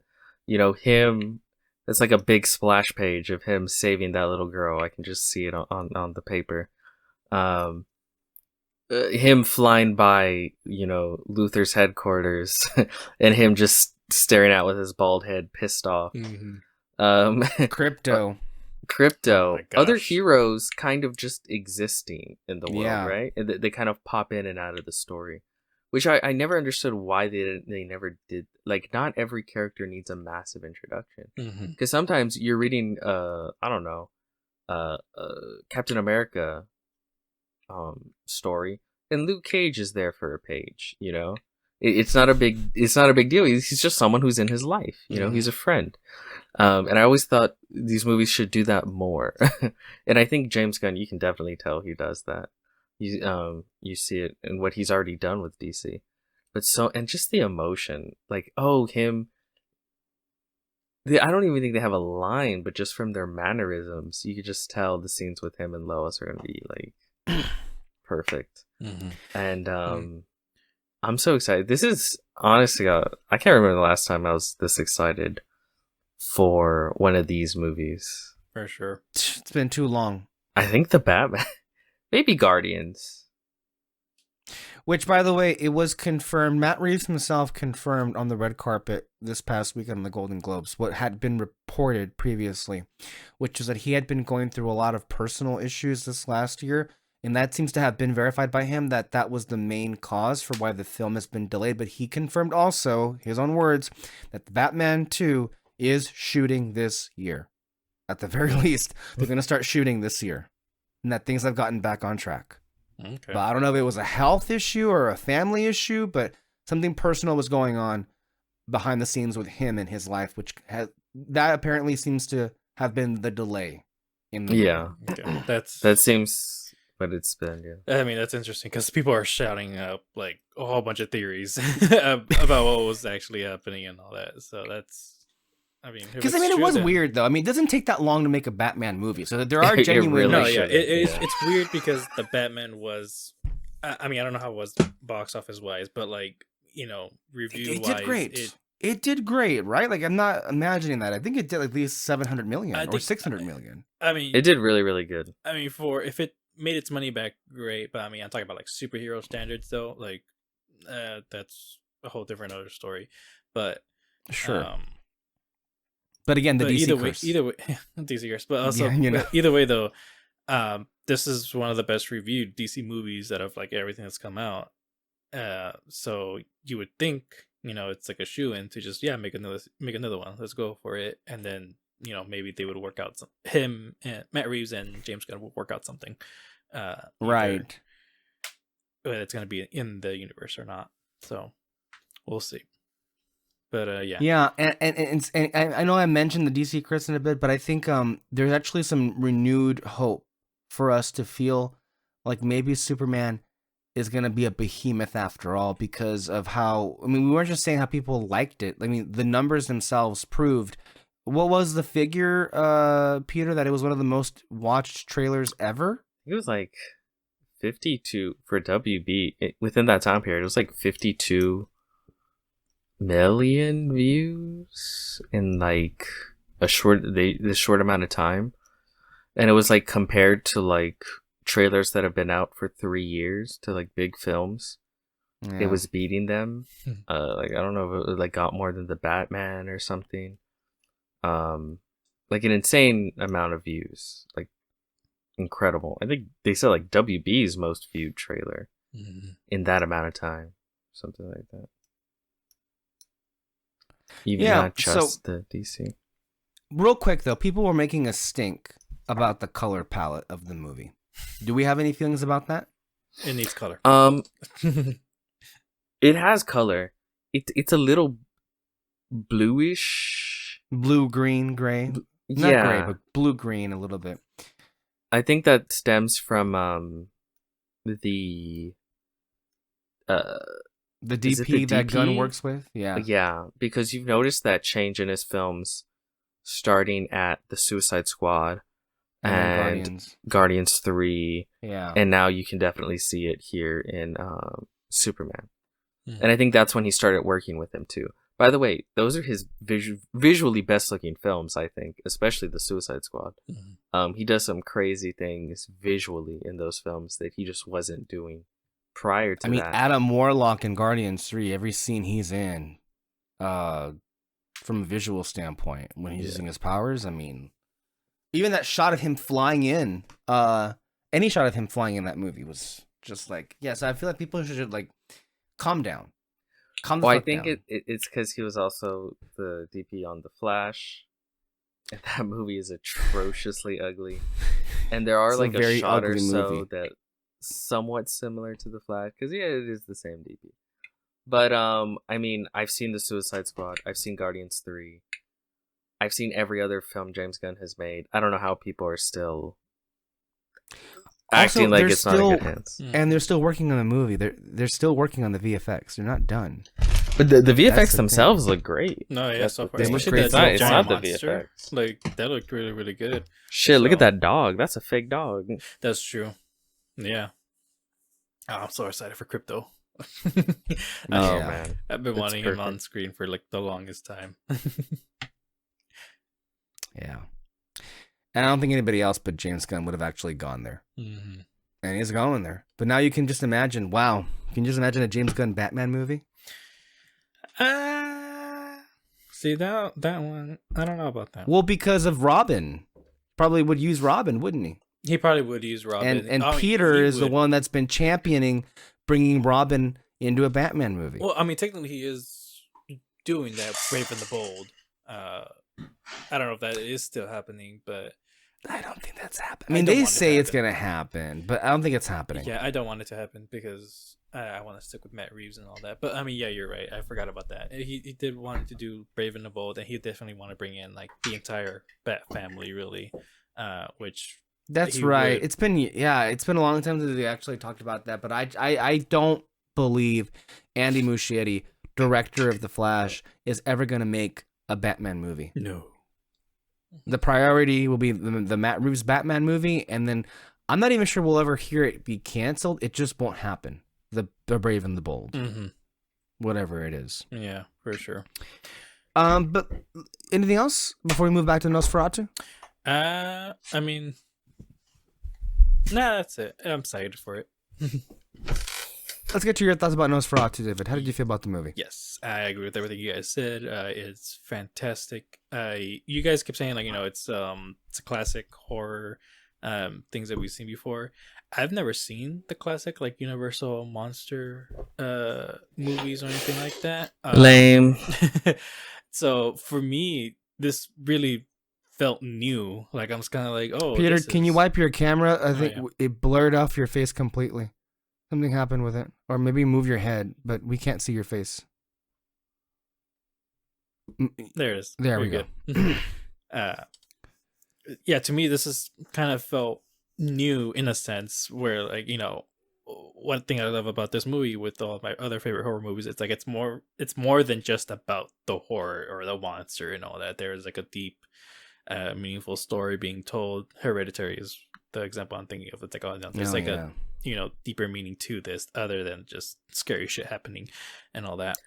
That's most horror. That's what's awesome. I mean, that's horror. the greatest. That's the best thing about the best horrors. Horror can be very upfront with what it is and what it's trying to say, and there's so many things you can say with horror that you just can't say with other genres because it's just difficult, right? Yeah. But with horror, it's meant to assault you in a way, so it's a lot easier to approach certain topics that might not be as easy. I hear that's what The Substance is about, stuff like that. For sure. Yeah. No, yeah. So yeah. And not to cut you off, David, but I think what's especially important about this version of the story is that for as timeless as it feels, I very much appreciate how a lot of the film is kind of working to, really showcase how, women of the period were treated.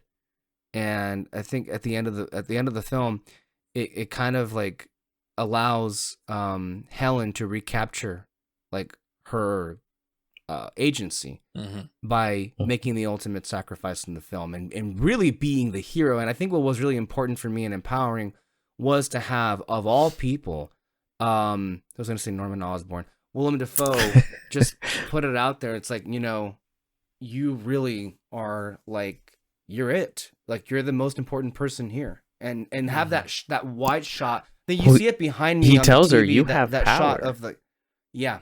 no, you're the most powerful one. That's the reason he's come to you, because of your power.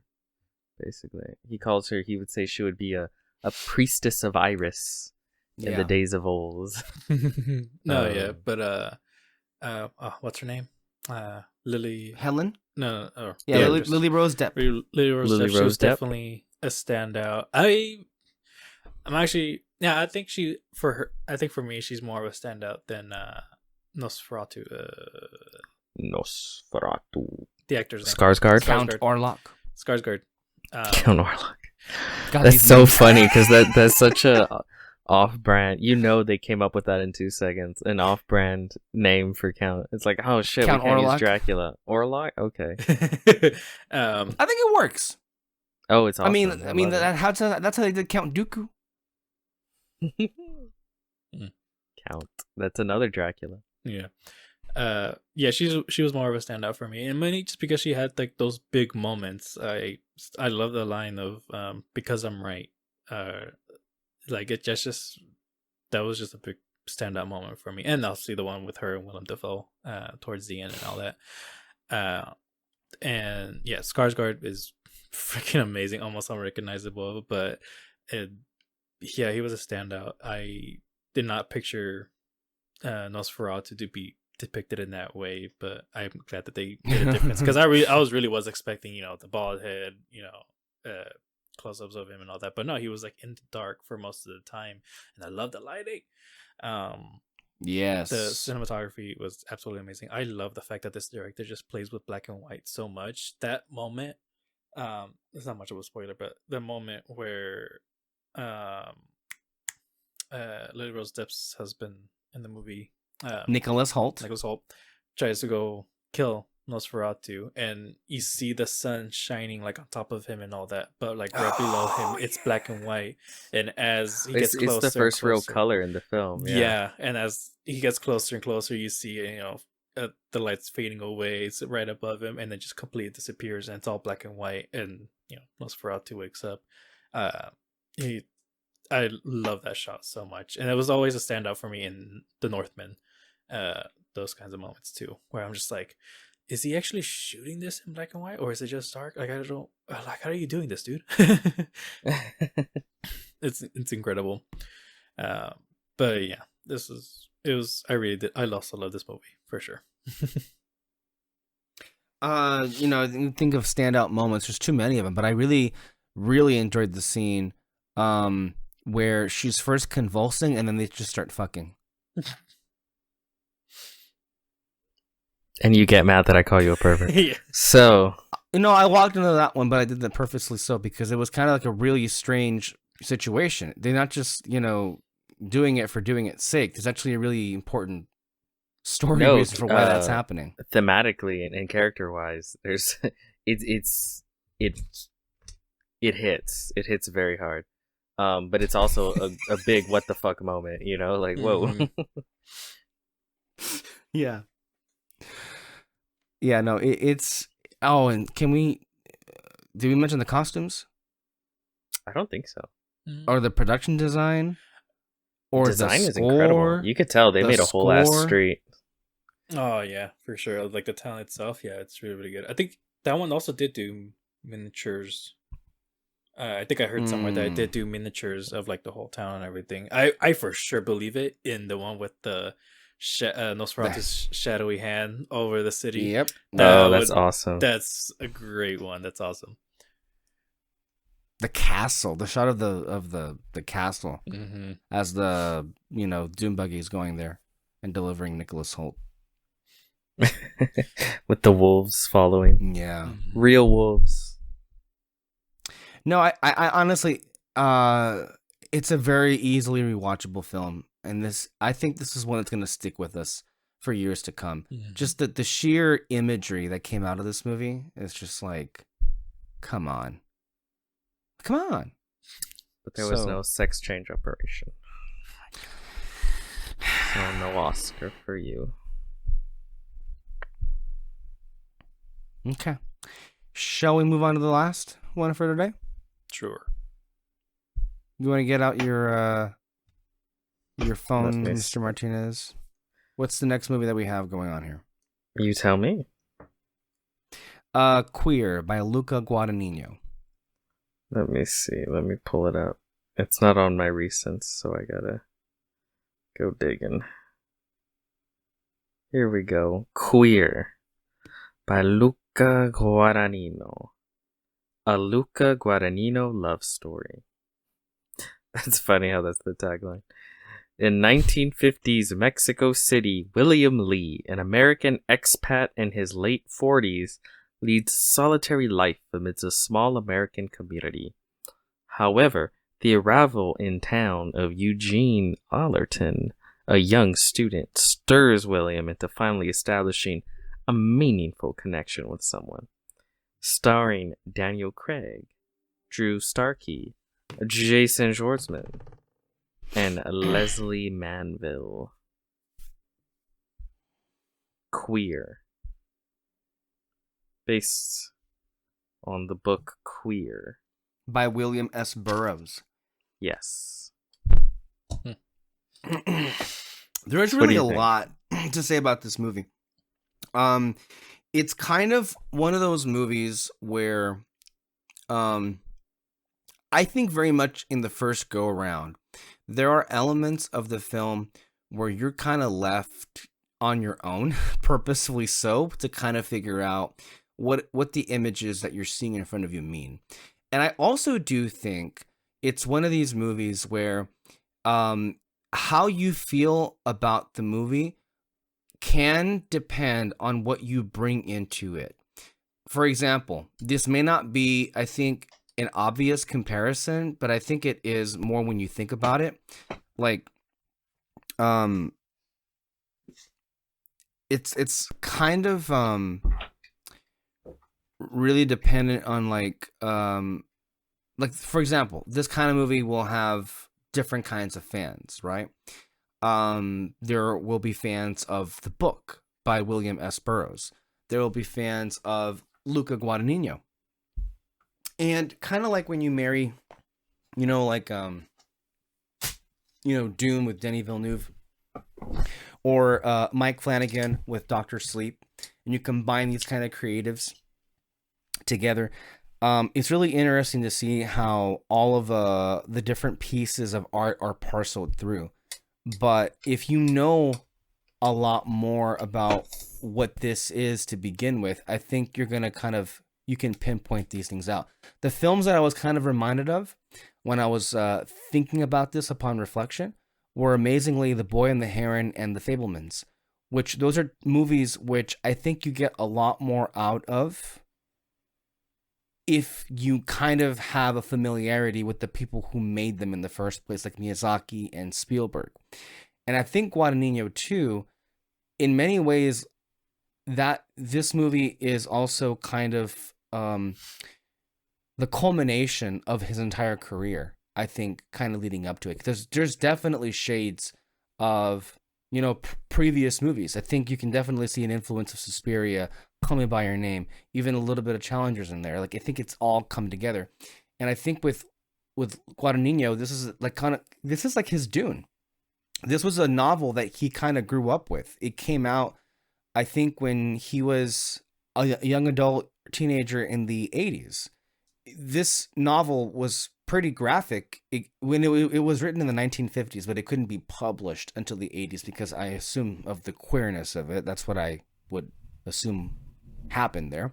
I would assume as well. But Luca picked it up, and obviously it's stayed with him throughout his whole life. And then what he ends up doing with this is like kind of really amazing in that it wasn't just an adaptation of like one of his favorite books, but it also kind of, weirdly enough, maybe because of the nature of the source material, but it very much works as like an almost autobiographical movie for William S. Burroughs, the person who wrote the novel in the first place. Because the main lead, Lee, played by Daniel Craig here, very much operates as a stand-in for that person. But that's an example of how I mean, where, again, all of these things kind of begin to click when you go out and venture and find these things and you kind of put these pieces together. But as a first-time experience, I can understand why so many people were kind of left bewildered and stumped by the film and not sure what to make of it. And I think that's a pretty big reason why it's been largely absent from the awards conversation. The only thing that this movie has been nominated for consistently has been Daniel Craig, which I think that's the one thing that's kind of undeniable about the film is like, hey, this Daniel Craig is pretty freaking amazing, and we're going to go ahead and include him because also of his career and everything. But I just feel like there was too many things in the movie that I think a lot of people were just kind of repelled by. And there was also just not the desire to really engage with what was being presented here. But I really do think it is a very powerful portrait of yearning. It's like yearning the movie. It's a very painful portrait of isolation. It, I think, was able to present some very memorable images involving bodies. Yes, and I don't mean sex. Yes, there's sex in the movie, but as we'll get into, there's I mean, if you see behind me, there's a poster there of, that's not a sexual act, by the way. It's more of a, I guess you can call it a sensual act. But I think that's also Luca Guadagnino's like bread and butter, right? It's like a lot of people think like he's like, like, I guess this horny filmmaker. No, it's more about sensuality. Like no other filmmaker, I think, perfectly captures the senses when you watch the movies of his.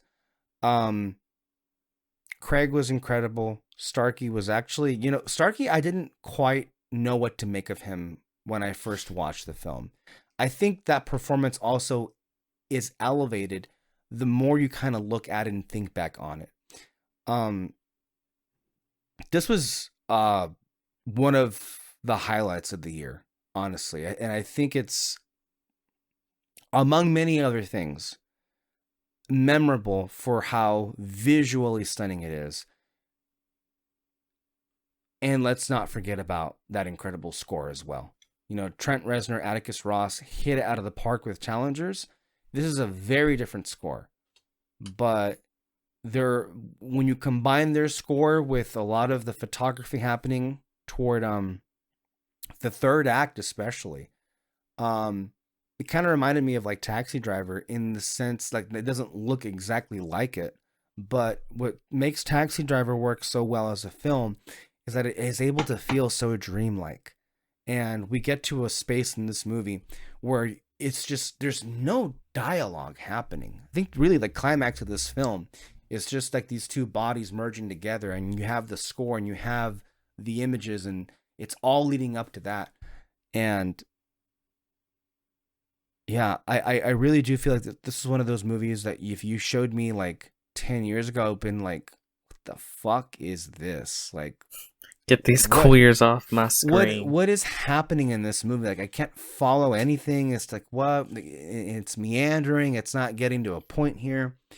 And I'm so happy that I've left that part of myself just so in the past, because I feel like this kind of movie is really more up my alley these days, where it's just like, I think it's a bit dismissive sometimes to call it like a hangout movie, but we are hanging out for most of this movie. And we're not necessarily, focused with like a plot point here. But I think that's when you get to something that's called cinema sometimes. So I really feel like this is something that's really special, and it's a shame it's not being talked about more than it is. But I think when you look at the kind of movie that it is, to a certain extent, it's kind of understandable. Anyway, those are my thoughts. Anybody else would like to go next? David, you were against seeing this film. No, I wasn't. I wasn't against it, but I mean, I got a feeling I probably like it less than you guys. It was, yes, visually amazing looking movie. I would say quarter of the way through, I'm looking at it and I'm like, how is he doing this? I even told Alex, like, is he using miniatures for these things too? I'm starting to realize that more and more, and I'm just like, this is a great use of them. Oh my gosh, why aren't more studios using this instead of fucking CGI? Like, what the hell? So yeah, visually, it captured my attention. He just knows how to work a camera and like how to stay at a scene, or like he knows when to leave a scene, I guess you could say, because there's one moment where it stays on Daniel Craig for like the longest time, but I was never like, okay, move on. No, I was like, I can stay here 5 minutes more. Screw it, do it. And I understood what it was trying to go for. Sure. It's like this longing of some kind of connection. I think that's even what the description says and all that, or the synopsis. And the yahe, the telepathy. The telepathy. Yeah. Stuff too. Like, I understood what it was trying to go for, but I think ultimately when you guys were telling me more background stuff about it and all that, I just kept thinking this just should have been an autobiography of the. You should watch Naked Lunch then. I mean, So maybe. Naked Lunch is another one of William S. Burroughs' novels, and it was a film. It was adapted into a film by a pretty known filmmaker called David Cronenberg. I believe it's from the 90s, and Starring Peter Weller, aka RoboCop. But Peter, remind me here. Would you consider that a far more conventional film? No. But it follows that real life story a little bit more. Because it's in doing an adaptation of Naked Lunch, because it was considered unadaptable. They kind of most of Burroughs' works, from what I gather, anyway, are considered unadaptable. They kind of did their own thing, sort of inspired by it. Well, like David really... Lynch's Dune? It's a little bit more inspired, but it's also a little bit more direct. Like, he's an exterminator, and the movie literally starts with him accidentally killing his wife in that exact same way. And he goes on the run, and he's addicted to like getting high off of the like fumes from the exterminator stuff. There's so much more that goes into it. By the end, though, it's very clearly more. I would say that as far as a straightforward narrative, Queer is less confusing than Naked Lunch. Okay, that's not conventional then. Not conventional, No. and also It is not conventional at all. But it's, if you're looking for that sort of what'd you call it, biography? A more faithful autobiography. Yeah, then that's, I think that's what you're looking for, though. Okay, I mean that would probably be more interesting. But then you just said makes less sense than Queer, and I'm like, oh wait, hold on, let me rephrase. I want something with like a straightforward narrative of what the goal is trying to be. That's basically kind of my biggest complaint. It's just like, again, I mean, there's goals, but yeah, it's like I understood what you were trying to go for, but there's so many things within it that I'm kind of confused by as to why you even added it. And again, through some context that you guys told me afterwards, I'm like, okay, I get that, but that didn't go anywhere within the story. It was just, the focus was just Daniel Craig's and the boyfriend character, and so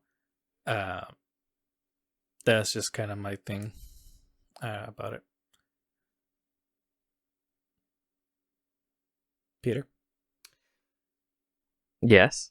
I thought you were, maybe get more. By the way, your screen's like your face keeps getting cut off, and you want to put your screen down a little bit, like that. There we go. Hey, y'all. I love this movie. I think it was genuinely really, really great. I think it's one of Luca's best films. Visually, it's incredible. I think he's firing on all cylinders with this film.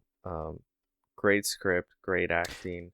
Before Visually, we get to might be his most Queer, interesting how would you film. describe Luca as a filmmaker? Because this was really David's first Luca film, and he's made several movies at this point. Like, He hasn't seen Challenger? I haven't seen it, no. Wow. Mm-hmm. Luca, he's Or Call Me by Your Name, which I think is even more well known. Oh, than that yeah, one. yeah. Well, that's the thing with Luca as a filmmaker. I feel like he tries to reinvent himself almost with every film. Yeah. There are certain thematic things that sort of Carry cross over over. sometimes. Yeah. With most of his films. But from a visual direction, storytelling standpoint, they're all so vastly different from each other, I think. They don't feel necessarily like they're all directed by the same person. It's like he's trying to rediscover directing with each film he does, which I think is really cool.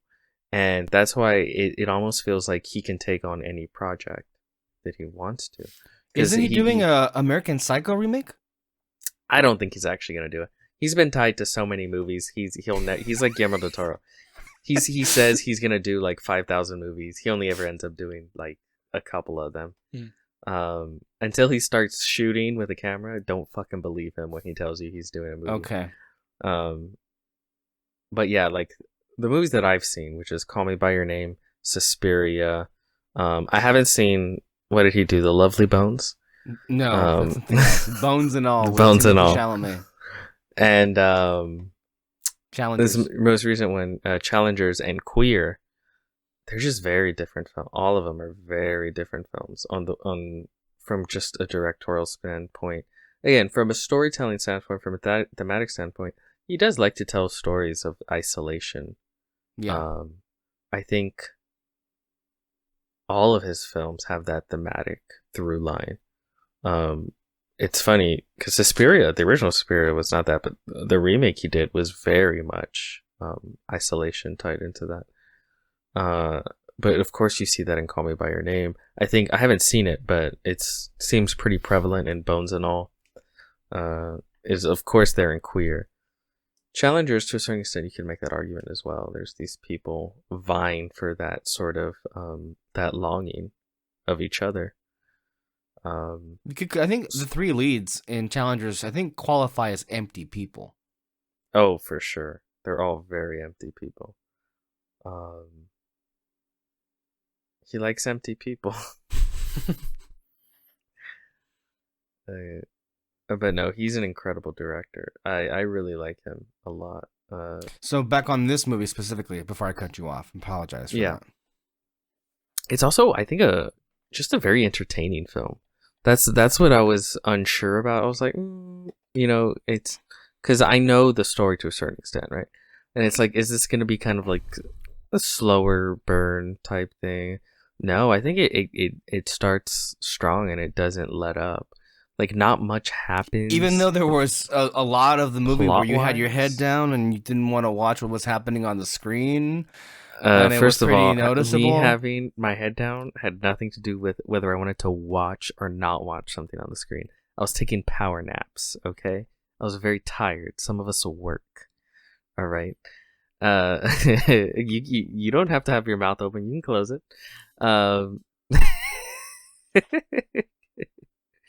I watched all of that film, all that I needed to. I'll put it that way. So don't you make accusations at me, good sir. It'll be released digitally in a couple of days. I'm for sure going to purchase it, and then you're going to be able to watch it whenever you want. By the way, I already purchased Flow, so if anybody wants to watch Flow, it's on our... It should be, I think, on our Vudu. Hopefully it transferred Vudu? over. I bought it on Apple. Oh, shoot. I got to sign back in because I got a new... Yeah. Yeah. Anyway, as you were saying about Queer. Yes, before I was so rudely interrupted. Great film. I love the performance by Daniel Craig. Oh, God, he was amazing. I loved him. The cringe. Oh my god. Oh God, my God. Yeah. The cringe. But it's such a... it's a very sort of heart on your sleeve performance. And it's... I don't know, he's just... What's that word? Enigmatic in it? Enigmatic. He's just fantastic. And yeah, visually, every shot, it's such an amazing example of tone and in a film, because the setting, it's a real place. It doesn't feel real, but it's never cartoony, right? There's just it's slightly off kilter in a sort of a beautiful dreamlike way, but only ever so slightly. Like the shots of the town through miniatures, you know what I mean? And just the way everything's set up, it feels almost like the memory of a place rather than that place itself the way it actually was at that time. You know what I mean? It's like Yeah. someone's memory of it. And, the way we sort of mold things in our memory, maybe remove some of the bad, maybe even some of the good, vice versa, simplify things. It was really, really well put together. And yeah, like I said, I felt it was entertaining all the way through. It does take a pretty wild turn in the third act. Yeah. No, yeah. And I do think the third act is what really throws people. But I loved it. I thought it was great. And I think when you're looking back, it's not like it's like we're seeing one story and then it's like, well, what the fuck is this? This has nothing to do with everything else. I think it's thematically perfectly in line with everything that was going on. It kind of reminds me the whole thing was building to. Yeah, it kind of reminds me with like Nope, when people are like, what was the fucking deal with the monkey? It's like, well, the deal with the monkey is fucking pay attention, Right? That was pretty obvious. I'm like, oh man. Yeah. But no, I think it's a fantastic film. And again, if the fact that it's getting zero love, but Emilia Perez, penis and vagina. Should have been a musical. You should have sang about penis. Oh my gosh. Imagine down. There was plenty of penis and vagina in this movie, so I don't know what the hell that was about. Well, definitely penis. No, there was vagina in this one too. Was there? Yes. Oh, yeah. The wife. The ex-wife. the Oh one he yeah. Killed. Yeah. There's a, Yeah. There's yeah. You're right. Mm-hmm. He should have been singing during that scene. Yeah. Sure. But look, I can totally get why people would be thrown by it and not get it, because I think there's definitely parts that are kind of not necessarily made with the intention of everybody getting it, Like, but on some level, I kind of respect Luca for doing that, because I think that this is what kind of crosses it over into being a work of art. But what is undeniable, and what all of us have said, are just the craft that's on display. Of course, the visuals, the production design, the cinematography, the costumes, the makeup, it's all there. It's kind of really impeccable. I also love the editing as well. I mean, I think Luca has really given Gunn a run for his money when it comes to composing a really great and eclectic soundtrack with these recent films that Luca has made. It's a fantastic soundtrack For too. sure. Both of them have been, and by the way, just like Luca's filmmaking, completely different from each other. Yeah. Completely different. And also I didn't even realize, I guess there was a member of Nirvana that was actually friends with William S. Burroughs, and that's kind of why the Nirvana's music was featured so prominently in the movie. That's a deep cut in there. Yeah. That's cool. Yeah, and the Nirvana music works amazingly here too. Like the "Come As You Are" sequence was just like, okay, now we're rolling. Mhm. That's when the movie officially gets going, and I'm like, oh, okay. And again, Here we go. that's the moment where we could have just put the whole song in You that really moment, could and I have, would have yeah. been entertained, And honestly, I would count it as a musical just for its soundtrack. Yeah, honestly, yeah, and it's again, it really, it works really well. The love theme that Reznor and Ross make for this, and I don't know if you guys remember it. It's like a couple of 5 notes, but I guess it plays when they have sex, and maybe we blocked it out. I know some of us were trying to block it out in the moment, apparently, when it was happening. So there is that. But These again, are slanderous lies. he goes for visual things. Like even the thing, one of the images that people were talking about the most was, that scene at the bar when they're first really interacting, and then you see the spirit, I guess, of his hand kind of leap out of his body and try to Mhm. caress his face. Mm-hmm. That's such a good visual representation of his longing and his Mm-hmm. need, childlike, incessant need for connection. Mm-hmm. Yeah. What did we make of Drew Starkey here? Because I feel like a lot of people were either he's kind of like this empty vessel, but the more times that I watched the performance, I think the more I kind of got it, like it's supposed to be kind of reserved because the character is reserved, and he's not really like. I don't think you get it at first because when you first watch it, at least I felt like, what game is he playing at? Like, what's happening here? And I think the more that I've gone back and thought of it, like, no, he's really just kind of like dipping his toe into this world he didn't really knew he kind of maybe belonged. And I think also what's embedded in, like, he doesn't necessarily not sure what to make of whether or not he should belong in a world like this. But very much along the way, he's enjoying things that are happening along the way, so he doesn't close the door, you know? Well, I think it's also a classic thing of like one person cares way, way more than another person, you know? It's where he's just kind of like, you know, maybe this is fun for the night or two. And the other person is like obsessed, you know? It's that kind of thing. It's a very human thing. But I think that's also what it is as well. I love Justin Kuritzky's, by the way, wrote the screenplay adaptation for this movie. He also wrote the screenplay for Challengers.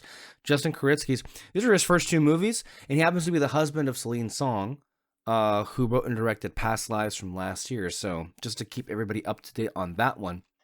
But I love the little bits that they give Allerton, Drew Starkey's character here. You know, just jumping off on what Peter was saying, because there are moments where, like, you know, Lee just wants to get to it. Allerton's more than happy to just be there. There's this moment on the couch where, like, literally, like, Lee just proposes himself in front of him, and like and Allerton's like, well, if you insist. And then later, much later in the movie, after they've done it, and you know, Lee is just so happy, and he asks, "You do enjoy it sometimes, right?" And then Allerton's like, "Well, yeah." I you know, just moments like that just feel so human and intimate, and just, you know, they're not the most exciting words in the English language, but they mean so much, and you feel it when he's saying that. Yeah. What do we make of the hallucinogenic yahe sequences with the music and the bodies and the dance and everything? Because I think at that point you either know if you're vibing with the movie or if it's just lost you completely. You well, know, I was gonna say, yeah, that's the point where if, like, if you don't feel it, it's like, all right, I'm done. Yeah, I definitely understand someone just like give up on the movie on that moment. But like, I mean, like I mentioned too, I understand what it was trying to go for, and then everything in that third act. Like, okay, I totally get it. I just can't connect to it as much as you didn't feel it. Yeah, I didn't. Feel yeah, it, that's the thing that's missing. And by the way, I want to just say to you, David, like, I don't think I was that different than you when I first experienced it. Because I'll tell you, when I first saw it, I kind of was like, I wasn't in love with it. I didn't hate it. I was like very curious about it. You know, I was very curious to hear others' thoughts about it. And then the more, I think, well, with me, the more I heard people's takes and learned about what some of these images might mean, the more I'm like, huh. And then I went back and revisited it a couple of times, and I'm like, this is why one of the things that I think I picked up on these last 2 years is rewatchability. Is kind of an important thing. I think rewatchability can either make or break a movie. Not to excuse, you know, this critique or diminish the critique. Well, if the movie didn't work the first time, it's on the movie. That's totally fair. I'm not saying that. But I'd say that for me, in my experience, watching films a second or third time over has helped kind of like reinforce or improve certain things. And I'm not saying that I watch a movie again and I feel better about it. No, I watch a movie again to make sure how I really feel about it. For instance, with Queer, I watched it again and I'm like, oh no, this is actually really working for me. But with a movie like Inside Out 2, I watched it again and I'm like, oh no, this is really not working for me. And also how many times I rewatch a film. Sometimes I kind of feel ashamed to admit how many times I watch movies because I feel like, well, what am I doing with my life? But like, you know, I've watched Flower Moon, I don't know, 7 or 8 times, but every time it hits and hits and hits. But when you get to that many amount of rewatches and it's still landing for you, okay, then that's when you know you've settled on a film that, for better or for worse, whatever faults you may admit to, that's the film you're vibing with and you want to watch again and again. I've seen Wicked like 4 times, but by that 4th time, I'm like, okay, I think I've had enough. You know? So like every movie is different with me in that regard. But I think like with a film that's kind of esoteric like this, the more that I engaged with it and I was trying really hard to meet it where it was, the more I found myself getting out of it, you know? Mm-hmm. But I just wanted to share with you how you're feeling right now. Like, kind of like, okay, I can kind of see what you're going for, but I don't really feel it here. Yeah. That's kind of how I felt myself too. So I don't think you're kind of like, I want you to hear and to know that we had a similar experience there. But by this point, I've seen the movie so many times and I'm like, okay, well, for better or for worse, I've kind of like made my peace with what it is. Yeah. I think the thing though for me too is like, I can't exactly explain to you like, okay, why couldn't I connect with it? I can't pinpoint the moment of like, if he had just done this, I would have really appreciated this movie. Because I mean, with going back to Nosferatu, remember, after the movie, I was like, there's three things I don't like that bothered you about it. Yeah, that bothered you. And spoilers for the movie, but that moment where Lily Rose Depp's character talks to Craven, and she Craven goes, we didn't even mention him. He's really good too. He's good in it. Yeah, he is good. I think people really were crapping on him. I think Aaron Taylor Johnson can be very good. Mm-hmm. I just feel like he too has been the subject of some really bad career choices, and it's just kind of ruined the whole overall appeal of it. But no, I think he was excellent in Nosferatu. I truly believe he was. But at the moment when she goes, by the way, and again, not to disrupt you, I apologize to you, but you know who also was excellent in this film? Jason Schwartzman was incredible here. Oh yeah, he was. Yeah, he's always in the best films of the year every year. He and what's his name? Jesse Plemons. Yes. And also Michael Stuhlbarg, who is very I don't know if you know who Michael Stuhlbarg is, but he's in a lot of really great films. He was in Call Me by Your Name. He played Timothy Chalamet's father. You think you know more than me, bitch?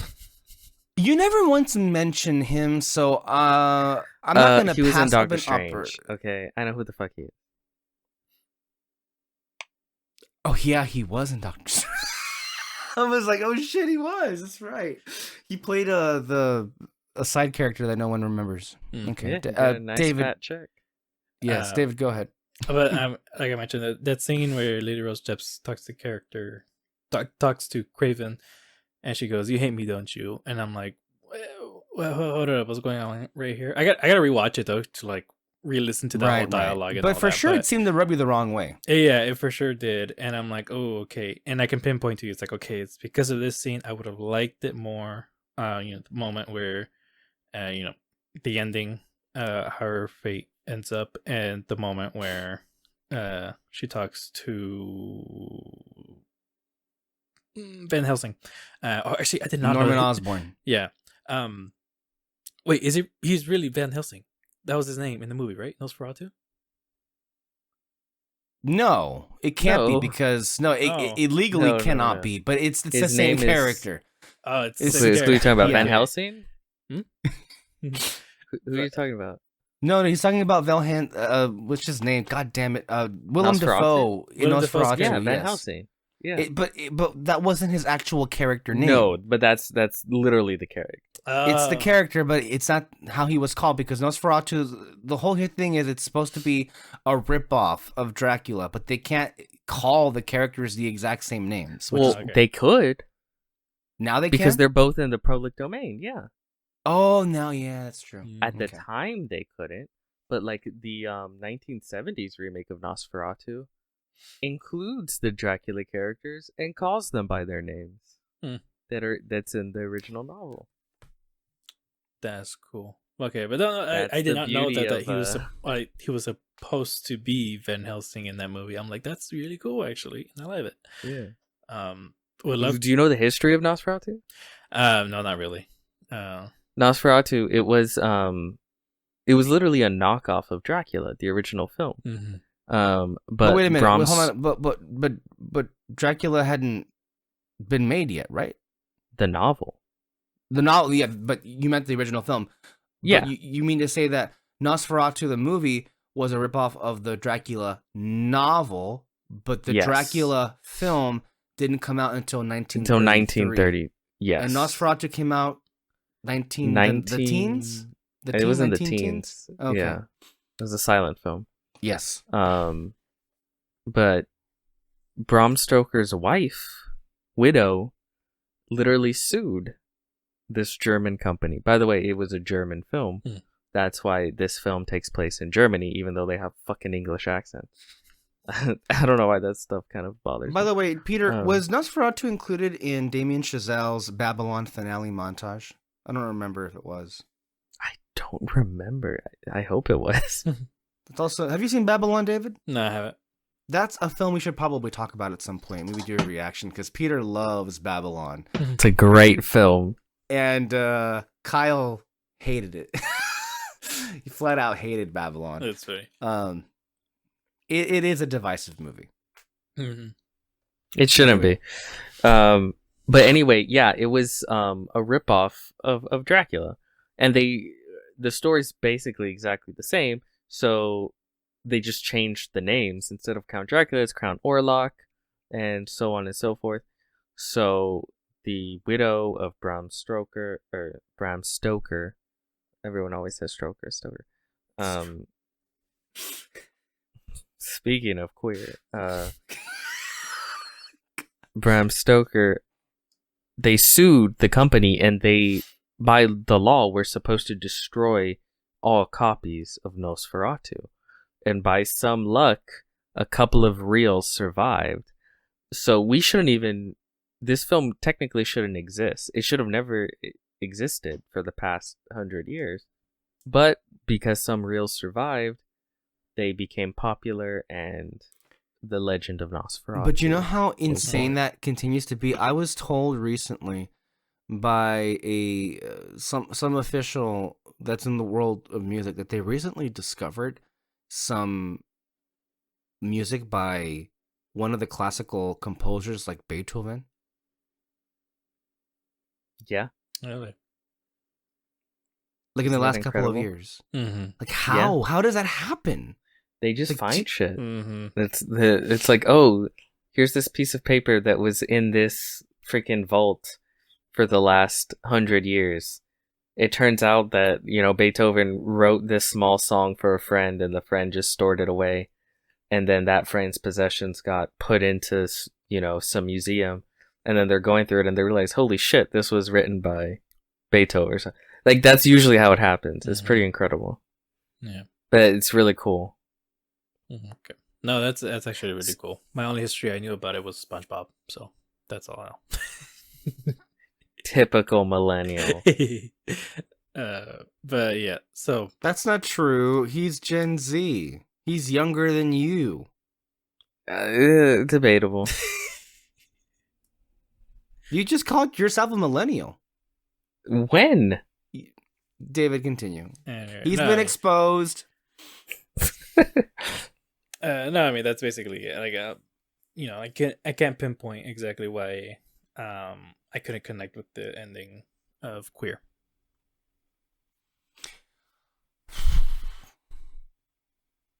That's totally fair.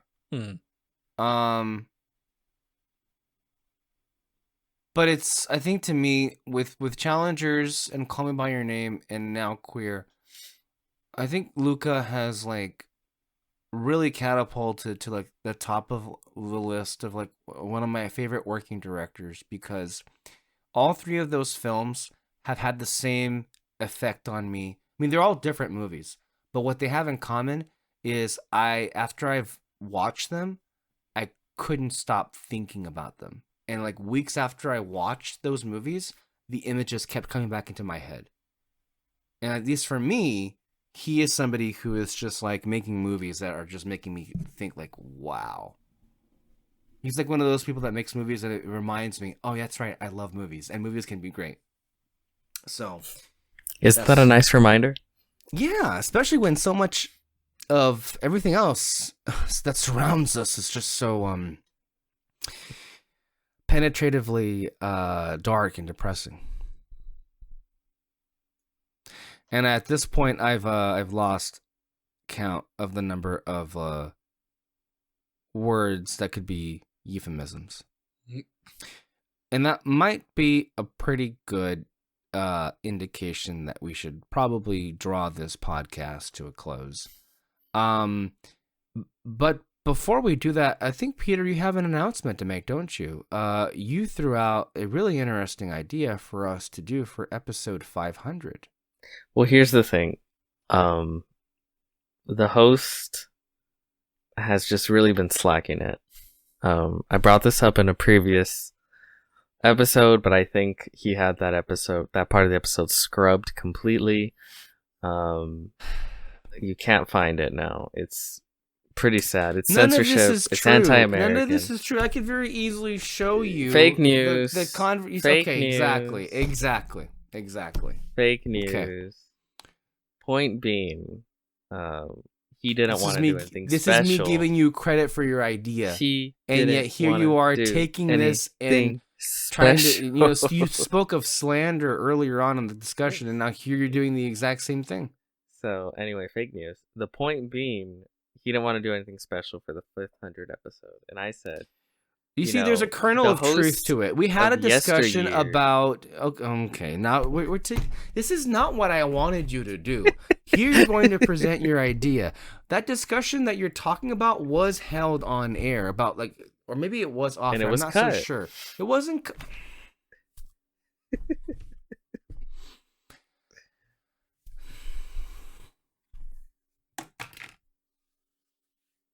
Can you please announce your thing so we can get off the air, please? I want to go to sleep.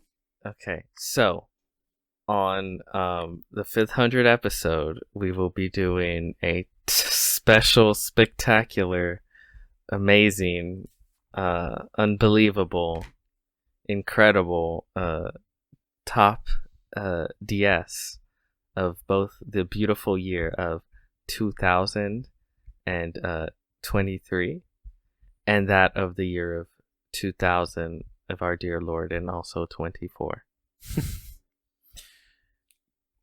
Can you explain further what that means? We're going to be doing both. At the same time? Yes. Okay. Now, okay, I want to clarify something.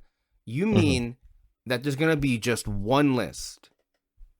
No, it's two lists, right? Oh, okay. You see, this is where I got confused. I thought you were saying they were going to make a top 10 of the last 2 years combined into one. I mean, you can do a top 20. Well, it is a... Oh, okay. Mm-hmm. So, see, now I'm a little bit more... Oh, I see what you mean here. Because I thought you were legit suggesting... Pick your 10 favorite movies from the last 2 years combined into one 10 list. It's too hard. Yeah. Really? I mean, making two lists will make the podcast a lot longer, but... I have mine right here. I already did it. It's right here. Oh, you already did it? Oh my god. It's there, but if you want me to do 20 movies, sure, I can come up with 20 movies easy. Mm. Well, I would think of when we do our top 10, it's all right, we say both, Mm-hmm. Yeah. Here's my 10 for 23, and here's my 10 for 24. I don't even have a list for 24 yet. And you know what's only scarier than 24?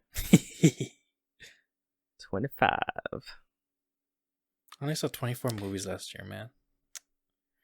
Yeah, it's been rough. A few years. Yeah, there haven't been that many. This last year especially was rough. The year before that, well, I don't know about some of you. Some of you had other priorities, it seemed like. But for 23, I at least saw 100 movies. I saw... 46. Other priorities like survival? You weren't on this show. What do you mean surviving what? Life? Yeah, I literally had this list already made. Let's see. I got 10 right here. No, yeah. 23 is actually... I like my list better for that year.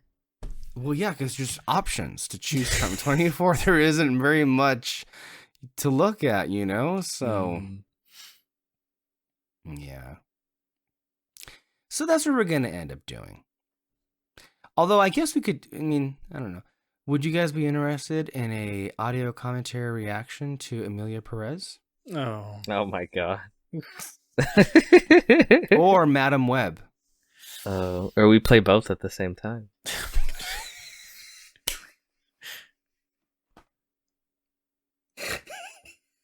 Oh my god, that would... Oh man. Okay, well, it's officially past midnight, and I'm dying on the vine. Thank you, those of you who tuned in and listened and saw. And I suppose I have to thank you two for being here and doing half of the talking. You're welcome. Yeah. That has been our show. Keep it here under our red spotlight for more content and more. And hopefully we'll see you one more time. Bye-bye. Bye.